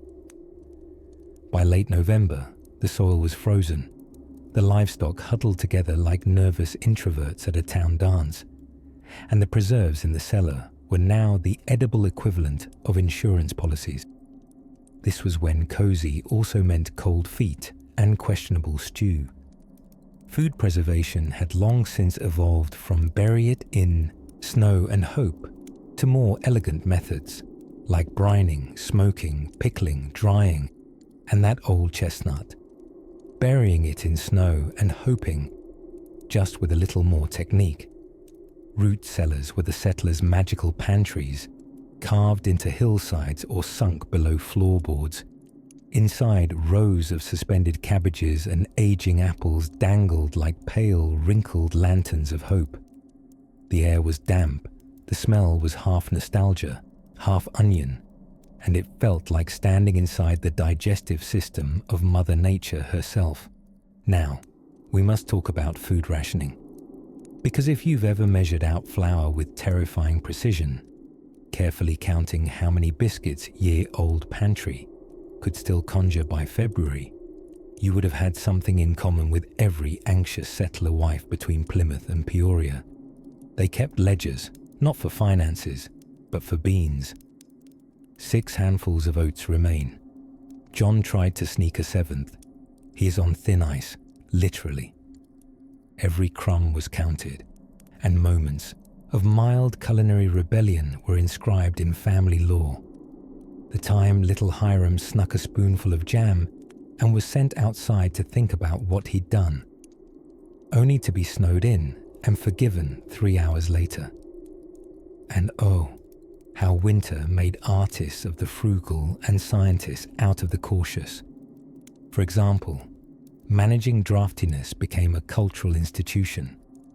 Gaps in the cabin walls were lovingly, though grumpily, filled with moss, mud, or anything vaguely squishy and cooperative.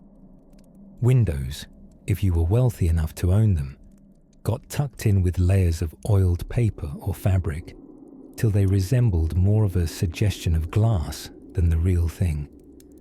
Sometimes, various rodents would test these fortifications, which led to the occasional Aunt Martha versus the squirrel in the rafters saga, usually resulting in both parties developing a mutual respect and leaving each other alone. Now, let us drift toward the hearth. The fireplace was everything. It cooked, it warmed, it dried your socks, whether you liked it or not. Settlers developed a beautiful synchronized ballet around it. Someone stirred the pot, someone turned the corn cake, someone cracked open nearby icicles to steam in the ambient heat. It was the center of every vital thing, except privacy, which winter politely declined to offer. Evenings became slow recitals of survival. Wool was spun, toys were whittled, hands were warmed. Long underwear remained alarmingly long. Letters were written with frostbitten flair, filled with news, poetry, and the occasional passive-aggressive reminder that Cousin Jed owed you 3 turnips from last year.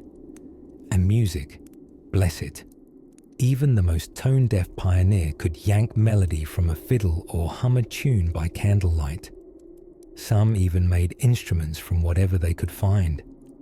A washboard here, a pair of spoons there, and suddenly you had a snowbound symphony guaranteed to distract from the frost climbing up the inside of your walls. But more than anything, winter demanded stillness and presence. It forced people to sit with one another, to invent board games, argue over who first burned the biscuits, or simply doze near the fire while trying to remember what summer felt like. No one outran winter. They cocooned themselves within it, like determined larvae of spring. And as the wind howled its frozen lullaby against the shutters, somewhere in the distance, sap slowly began to stir in a maple tree, unknowingly rehearsing the first steps of thaw. Soon we'll stroll through the quiet drama of frozen travel, and how sleigh bells weren't always so merry. But that can wait until the snow settles just a little deeper around our dreams. There are few things in life more soothing than a crackling fire, especially when it stands between you and an icicle forming on your nose. For the early settlers, those gallant, frost-bitten optimists who woke up each morning inside a wooden box, half covered in snow. Fire wasn't just ambiance, it was survival. And oh, how seriously they took it. Picture a tiny cabin perched at the edge of a forest, likely built by someone who had never seen a blueprint, and whose idea of insulation was more logs. Within this rustic wonder sat the beating heart of winter resistance, the hearth. Not a place for cozy marshmallow toasting. No, no. This was a 24-hour pit of salvation, tended like a holy shrine by the unfortunate soul who drew fire duty at night. Replace your modern thermostat with a reluctant teenager whose sole job is to keep tossing logs into the pit lest everyone quietly freeze. The art of heating wasn't art at all. It was desperate trial and error with kindling. Early homes were designed not with elegance in mind, but with blunt defense against the cold. Windows, often just holes with oiled paper or horn windows stretched tight, trying their best not to let in too much weather. Doors, drafty on a good day, latched shut, with the earnest hope that some of the warmth might linger long enough to be noticed before it escaped into the great snow-smothered wilderness. But what settlers lacked in luxury, they made up for with endless, stubborn ingenuity. One charming example, the bed warmer, a long-handled pan filled with glowing embers, lovingly tucked between the sheets an hour before sleep.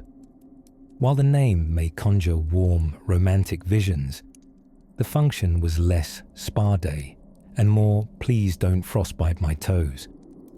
And naturally, there was the occasional misfire, where the bed, and once in a while the barn, was warmed a bit too enthusiastically and had to be rebuilt shortly thereafter. In colder settlements, the thick winter became the ultimate excuse for communal sleeping. It was not uncommon for entire families. Yes, that includes great-grandmothers and the not-so-great uncles, to nestle together in one bed, bundled in layers like sleepy human lasagna. While modern sensibilities might shudder at such cozy proximity, it beat the alternative, becoming a human popsicle by sunrise. Then there were the kitchenless cooking marvels, ingenious and faintly ridiculous. Porridge could be started at sunset, and, through the magic of residual heat and thick clay pots, be lovingly, well, vaguely edible, come breakfast. Root vegetables lasted forever because nothing ever thawed long enough to go bad. And milk came pre-chilled, whether you wanted it that way or not.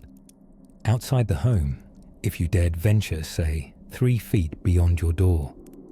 Winter was a masterclass in slow movement. You didn't dash out to gather firewood. You shuffled, huffed, and considered whether hypothermia was worth securing another couple of logs. Still, ever resourceful, settlers improvised snowshoes from bent saplings and animal sinew, basically strapping small trees to their feet, and glided across frozen landscapes with admirable awkwardness. But perhaps the most poetic of all survival methods was the invention of the winter walkways, or paths, beaten with snowshoes. Essentially, trails compacted over time by repeated trudging. These became critical arteries through the icy veins of settlements. Woe betide anyone who wandered from the narrow crust of packed snow into the deceptive softness beyond. A misstep could leave you hip-deep in freezing fluff, rethinking all your life decisions up to that moment. Winter's true test, however, wasn't just physical, it was mental. The long, dark months could stretch one's sense of time and self, pushing people either toward deep introspection or vaguely panicked bread-baking marathons.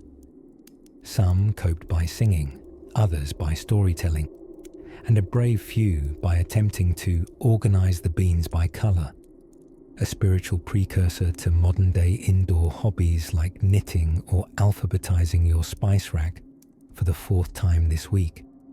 Yet through it all, the frostbitten toes, the stubborn firewood, the endlessly reheated mush, settlers didn't just survive winter. They used it as nature's uncomfortable pause button, a season to plan, to repair tools, sew 100 buttons by candlelight, and wonder for the 50th time whether spring was a myth invented by bored poets. And so, with the hearth crackling low and the embers humming like tiny fire spirits, our weary winter dwellers drifted into another night under a patchwork quilt, dreaming perhaps of warmer days, or simply that tomorrow's snow would be slightly less aggressive. Just beyond the frosted glass, morning plotted its slow return, and in the next breath of time, something curious would stir in the cellar. When icicles hung like little glass swords from the eaves of log cabins, early settlers in North America entered what they half-jokingly, half-sobbingly called their survival mode. This wasn't a video game difficulty setting, it was Thursday. By mid-January, stacks of firewood began to look suspiciously smaller, and children miraculously forgot how to chop logs, while suddenly rediscovering their deep commitment to fort building indoors, preferably next to the fireplace. The dog, wisely, refused to go outside at all. Even wolves, the apex predators of winter storytelling, tended to give a respectful 5-yard radius to outhouses. Everyone was equally pea-shy when it was -20. Daily survival was deeply unglamorous and deeply ridiculous.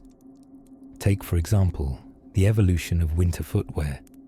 Snowshoes were an ingenious indigenous invention, light and spreading weight over the snow, so you didn't immediately vanish waist-deep like a clumsy ghost. European settlers, unfamiliar with such sorcery, initially attempted to trudge through drifts with leather boots and pure ego. The results were cold toes, bruised shins, and a newfound humility.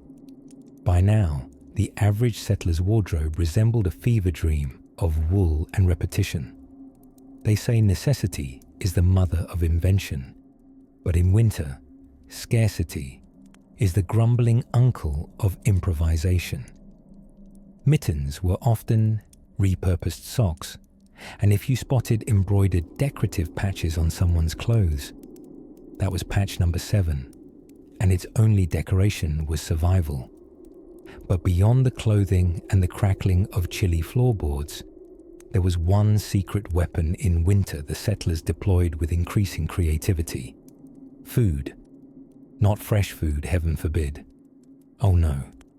Winter cuisine was like the pantry had been possessed by a ghost who really liked pickles. Pickling, curing, fermenting and drying. These weren't culinary activities, they were lifelines. Imagine dinner consisting of salted pork, hot water boiled with whatever root hadn't grown moldy yet, and something optimistically called winter jam, which was less fruity spread and more sweet mystery. Hardtack, a type of aggressively unenthusiastic biscuit, made its rounds through winter meals, usually softened in broth or in truly desperate times under a determined molar. It was called hardtack for a reason. It made you hard, mainly because only those with the jaw of an ox could chew it without weeping.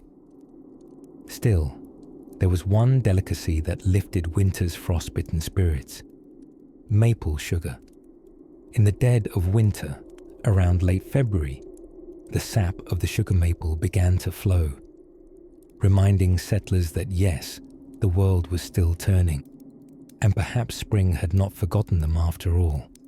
The process of tapping the trees, boiling the sap, and evaporating it down into sweet golden crystals became not merely a food task. It was a ritual, a sugary instead of candle, lighting the way out of the frozen tunnel. There were other sparks of joy.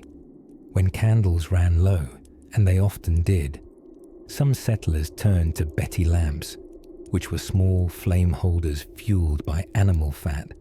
The surprise? Though functional, they smelled exactly as you're imagining, which perhaps explains why every romantic winter story from the era stops just shy of, and then they lit the Betty lamp. Evenings were spent huddled close, not purely out of affection, but out of sheer thermodynamic desperation. Reading was a luxury saved for the few who still had vision strong enough to read by amber firelight and the leisure to do so while their teeth weren't chattering in Morse code. Still, on good nights, someone would pull out a book, perhaps the Bible, perhaps poetry, or recipes they whispered aloud like incantations. 3 eggs, butter the size of a walnut. Of course, there were also the superstitions. According to some, knocking icicles from your roof too early would anger Jack Frost. Others believed snow falling on the new moon meant an early spring. Scientific evidence was not required. In winter, belief held the same weight as boots, and so they waited. They waited for the howl of much-feared wolves to vanish once more into forest hush, for the crunch of snow to feel softer, wetter, more spring-like. They waited for sap to trickle, for clouds to lighten, for the heavy quilts to be pulled off not out of courage, but from sheer delightful warmth. The settlers didn't just endure winter, they outwitted it, with salt, sugar, habits, and hilariously poor footwear. In the theatre of survival, they were actors, improvising every night with the same raw materials: wood, wits, and whatever hadn't yet frozen. And just as the last frost hung on the edge of dawn, something curious happened.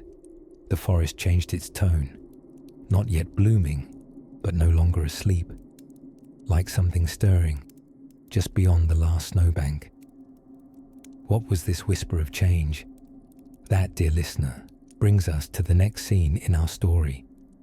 If you're having visions of sturdy settlers chopping wood to the rhythm of sleigh bells and powdered snow falling like cozy frosting across log cabins, well, that's not entirely wrong. But it leaves out the terrible shrieking, the frozen chamber pots, and that time someone tried to make stew out of wallpaper paste. Yes, winter came, winter, with a vengeance, and for colonial folk, it didn't just nip at your nose, it hunted you down like a wolf with a grudge. By the time November rolled its icy shoulders over the land, early settlers had no illusions left. The cheery autumn of pumpkin stews and hoarded apples was but a wistful memory, like the smell of warm bread or the sensation of having feeling in your fingers.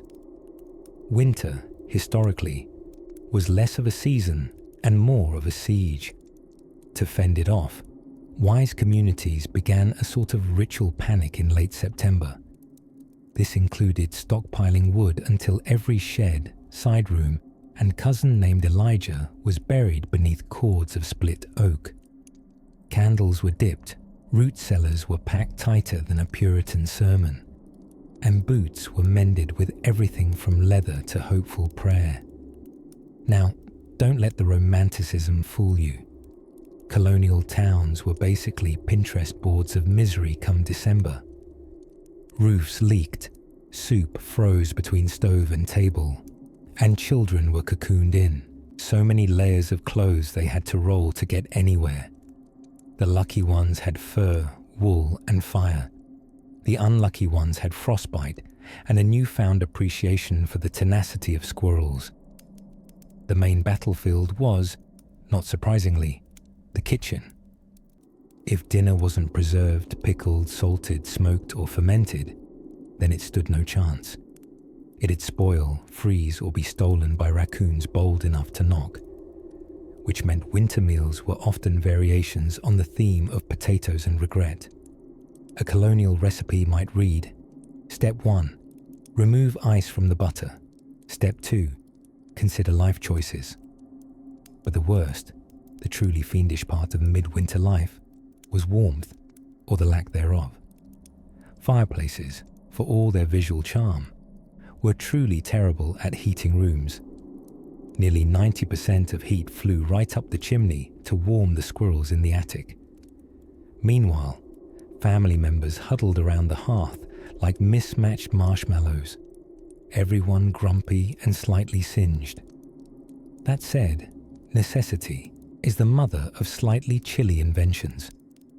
To beat the bitter cold, some households introduced the humble bed warmer, a pan of hot coals tucked between the sheets, ideally before anyone climbed in. The only problem was that sometimes the sheets also caught fire, which added a certain adrenaline flair to bedtime. Others opted for the safer hot brick wrapped in cloth, an innovation that essentially meant you spooned a small rock for warmth. Comfort was negotiable. Windows were another cruel joke. Most were single pane and more drafty than a barn choir, so people stuffed cracks with rags, straw, and what we can only describe as pocket lint of the era. At night, they covered them with thick curtains or, if you were poor, just darkness and defiance. We must, of course, pay our respects to the mighty chamber pot. With frost creeping beneath floorboards and no indoor plumbing, nature's call turned into nature's dare. The wise kept that ceramic hero under the bed, hoping not to mistake it for a stew pot in the dark. Those brave enough for the outhouse? Legends, really, especially when the snow was waist deep and stalactites hung from the ceiling like the teeth of some icy beast. Yet somehow, even in the teeth of winter's growl, the settlers managed to hold tight to scraps of cheer. Tales were told, mittens were mended, songs were sung off-key near glowing fires. Children pressed faces to frosty windows and traced hearts or sheep or rude words in thick condensation.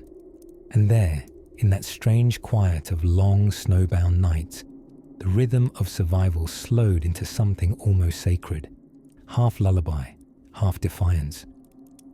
Winter, for all its frozen wrath, taught the early colonists the art of small joys, the warmth of a potato, the laughter over a too-thin blanket, the quiet pride of knowing you'd made it another day without being licked by the goat while you slept.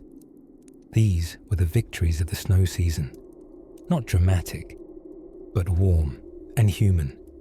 And just as the snow drifted higher and the winds whispered ancient lullabies across timber frames, something curious began to stir, a flicker of light that came not from fire nor star, but from those strange devices of steel and spark that would soon reshape the battle against cold. Picture, if you will, a modest colonial homestead in the year 1727. Outside, the wind is doing its best impression of a displeased old violin, screeching mournfully through the eaves, while the family inside huddles around a hearth the size of a carpenter's closet.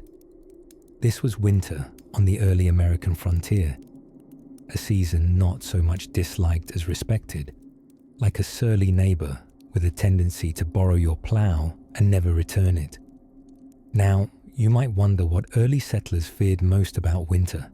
The cold, naturally, hunger, most definitely. But what truly sent a chill deeper than any frostbite was one very specific foe: boredom. You see, once the crops were harvested and the firewood chopped, there was no Netflix to binge, no social media to scroll, and no endless online arguments about whether soup counts as a drink or a meal. Instead, families turned inward, to their kitchens, to their knitting needles, and to each other, physically, spiritually, and, well, whether they liked it or not. The quiet slowness of winter became an accidental masterclass in patience and productivity. Left with little else, settlers became prolific creators. Wool was spun into yarn. Leather was stitched into shoes. Children were handed wooden toys and told to make do, which might be the most historically American pastime of all. If you were lucky enough, or unlucky enough, depending on how you felt about large amounts of salted pork, you'd spend the season listening to Grandpa retell the exact same story about the time he met a bear that was probably just a very hairy man. Oral history thrived in these icy months, when memory wandered and exaggeration became an acceptable replacement for fact. Some historians even suggest that legends like Paul Bunyan were forged in winters just like these, where tall tales and taller stacks of firewood were both considered essential fuel.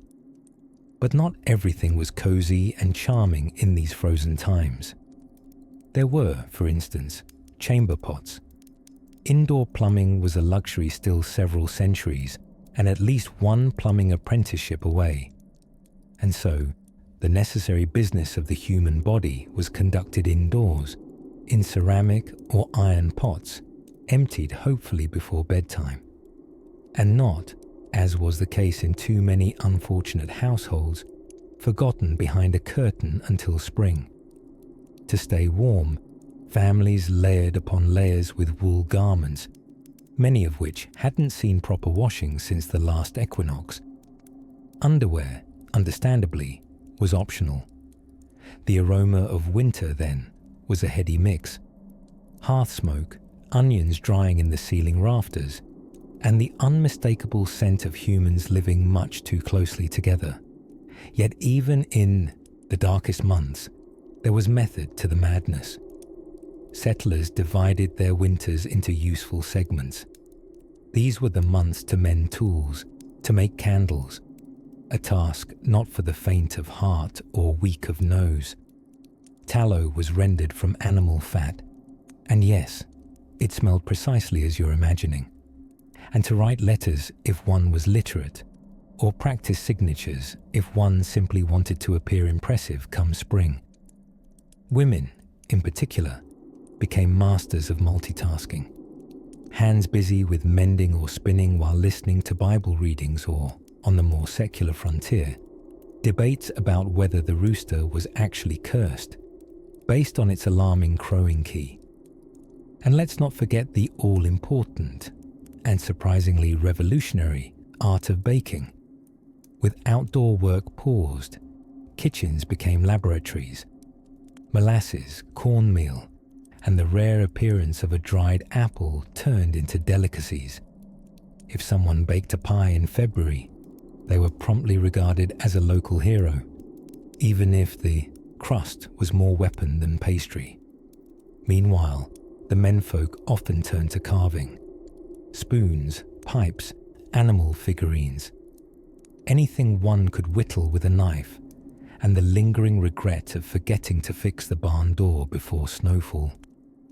Children, for their part, helped with small chores when not slipping on icy root cellars or devising snowball launchers that were slightly more advanced than their military technology would suggest.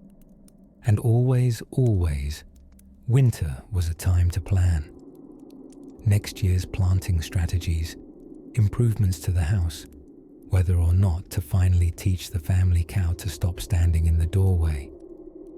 There was a rhythm to the quiet, slow, stubborn, and somehow sacred.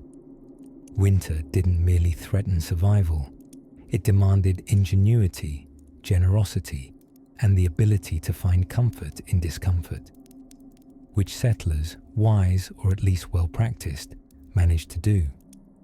And just as the frost began to retreat and a sliver of sunlight returned at breakfast time, whispered plans began for that most enduring of settler traditions, the spring thaw dance, or as it was more frequently called, not falling on the ice while carrying a bucket of meltwater.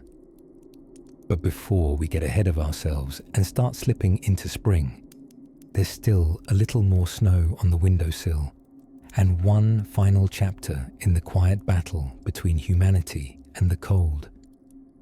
As the frost deepened and the once crunchy snow settled into a permanent white quilt across the landscape, early settlers turned their minds and their mittened hands to the fine art of winter survival. But not the heroic kind you see in paintings or dramatic reenactments involving elk, frostbite, and steely-eyed resolve. No, this was the subtler survival of outsmarting cabin fever, conserving bacon by the inch, and keeping firewood from mysteriously vanishing into the stove faster than it could be split. By February, fuel stacks were like gold reserves. Each log burned summoned a mental calculation. Do we need warmth now? Or should we try wearing 2 fox pelts on our heads and talk ourselves into enjoying the brisk, invigorating chill of the living room? Wood rationing became a highly strategic and intensely domestic operation. Couples bickered over which logs were too pretty to burn and debated whether corn husks counted as kindling or emergency fashion accessories. To live through the winter season, as it were, was not just a test of resourcefulness, but a crash course in creative substitution. No flour, use acorn meal. No molasses, try boiling down blackberry twigs. No salt, lick a particularly disappointed rock.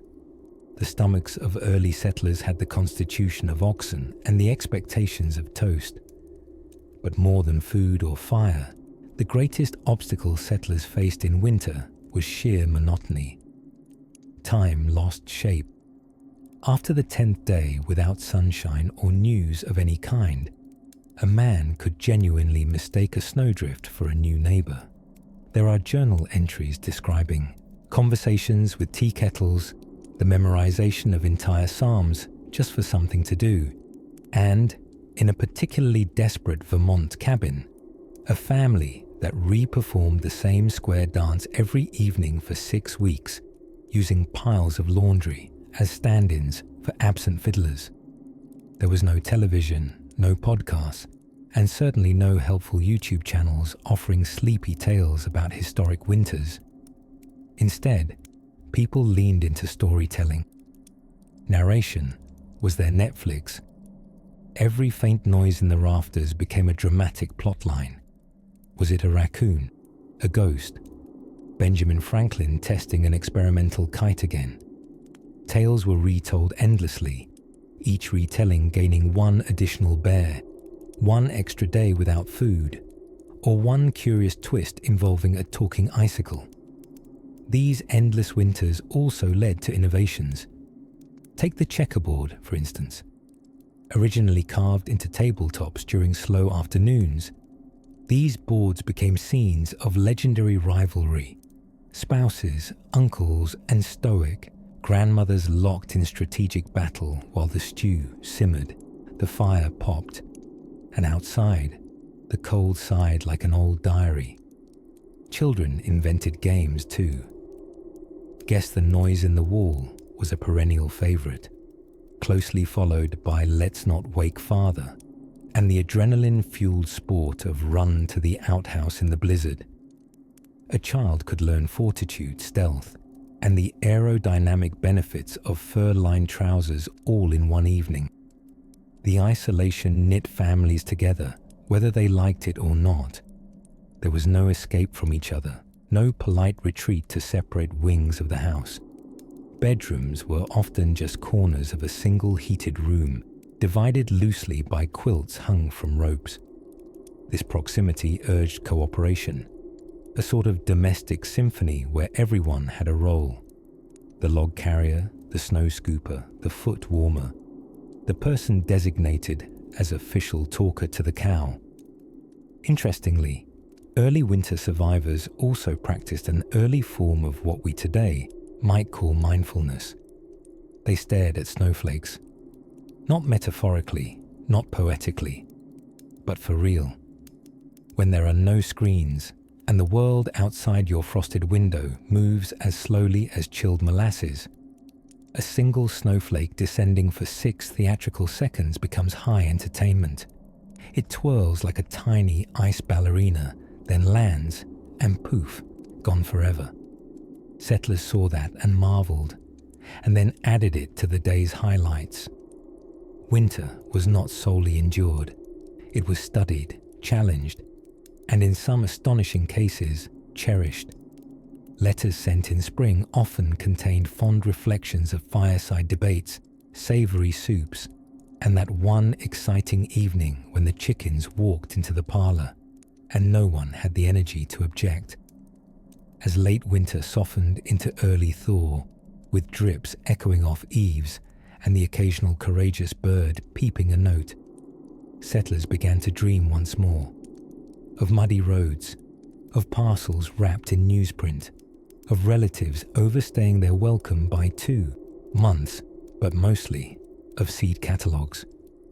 For though they had wrestled with winter and emerged slightly frostbitten, but delightfully clever, spring would bring its own set of misadventures. And there, as always, the soil would await, wearing a chilly smile, ready to be outsmarted all over again. As the winter sun drifted lower with each passing day, casting long, sleepy shadows over snow-covered hearthlands, early settlers began to count the hours of daylight like precious coins, and not the shiny ones with kings or eagles on them, mind you. More like those buttons you convince yourself are currency when playing merchant in the woods. By December, every flake of snow was a handwritten note from the universe saying, "Hope you remembered to bring in the firewood." Because really, if winter had a motto, it would be something gentle yet judgmental, like, "You had all summer." In the dim hush of a snow-muffled world, families became their own little republics wrangled together in tight log homes of questionable draft resistance, surrounded by livestock that had, until recently, lived more comfortably than they did. Cows in the cellar, chickens in the loft, children nested under quilts that weighed more than a colonial dinner table. And if you're imagining this with just a twinkle of irrational coziness, good. It's far more enjoyable to think of winters past swaddled in wool and storytelling than in frostbite and livestock odours. Indoor life required more than patience. It needed creativity and the kind of slow-burning resourcefulness that would make IKEA instructions weep. Early settlers turned winter into a season of invention, or at least some extremely earnest attempts at it. Preserving food became a near-sacred ritual, smoking meats in chimneys, burying vegetables in dirt-packed root cellars like cold storage pirates, and triple salting fish until it forgot it had ever been a fish. Nothing was wasted. If it once moved, grew, or made a sound, they probably attempted to ferment it. And with supplies carefully rationed, the art of substitution flourished. Lacking coffee? Roast some acorns and buckle up. No tea? Well, steep a spruce twig or three and pretend you're sipping the forest. For settlers, winter was less of a season and more of a long, frostbitten exercise in compromise. Yet, even amid these pragmatic efforts, moments of beauty glimmered under the frost. There's something unshakably romantic about the image of a hand-stitched quilt, stitched by candlelight, with each tiny patch sewn during quiet winter nights while tales were told, and the wind scratched gently against the beams. One could almost hear the laughter echoing softly as stories grew in both complexity and creative license. A raccoon becomes the size of a bear. A fishing trip becomes a naval excursion. A minor snowfall becomes an avalanche battle requiring heroic snow shoveling with nothing but a cooking lid. Children learn by firelight, reading chapbooks, memorizing almanacs, and practicing sums by scratching numbers into frost on the window panes.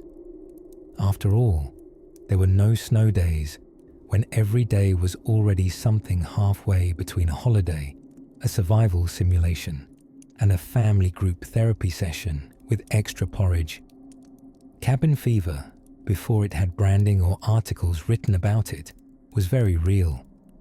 Families sang, they danced, they made shadow puppets.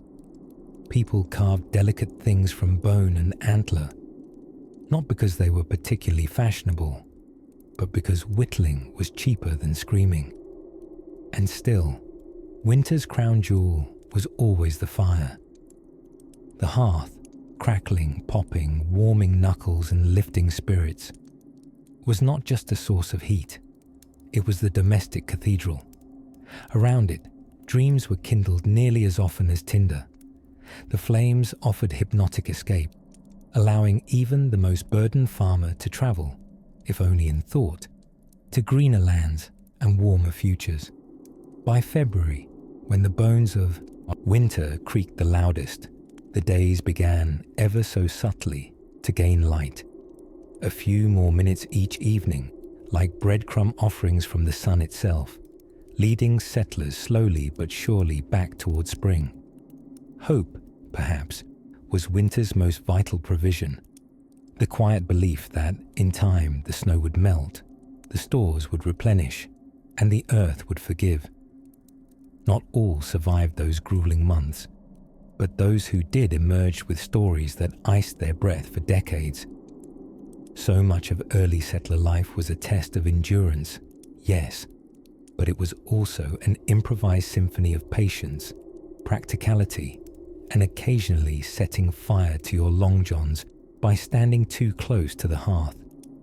And just as the frost began to loosen its grip on the wooden doors, and your dreams start to shift from icy nights to thawing soil, let's linger just a moment longer in that quiet space between winter's end and spring's promise, where another soft, flickering secret waits. And so, winter did what winter does best.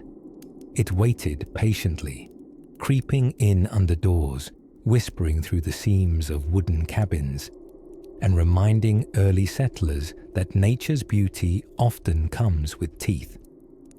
By the time the first frost glittered on the thatched roofs, our dear settlers were already experts at the noble art of pretending they had everything under control. Food cellars were packed, though possibly unevenly.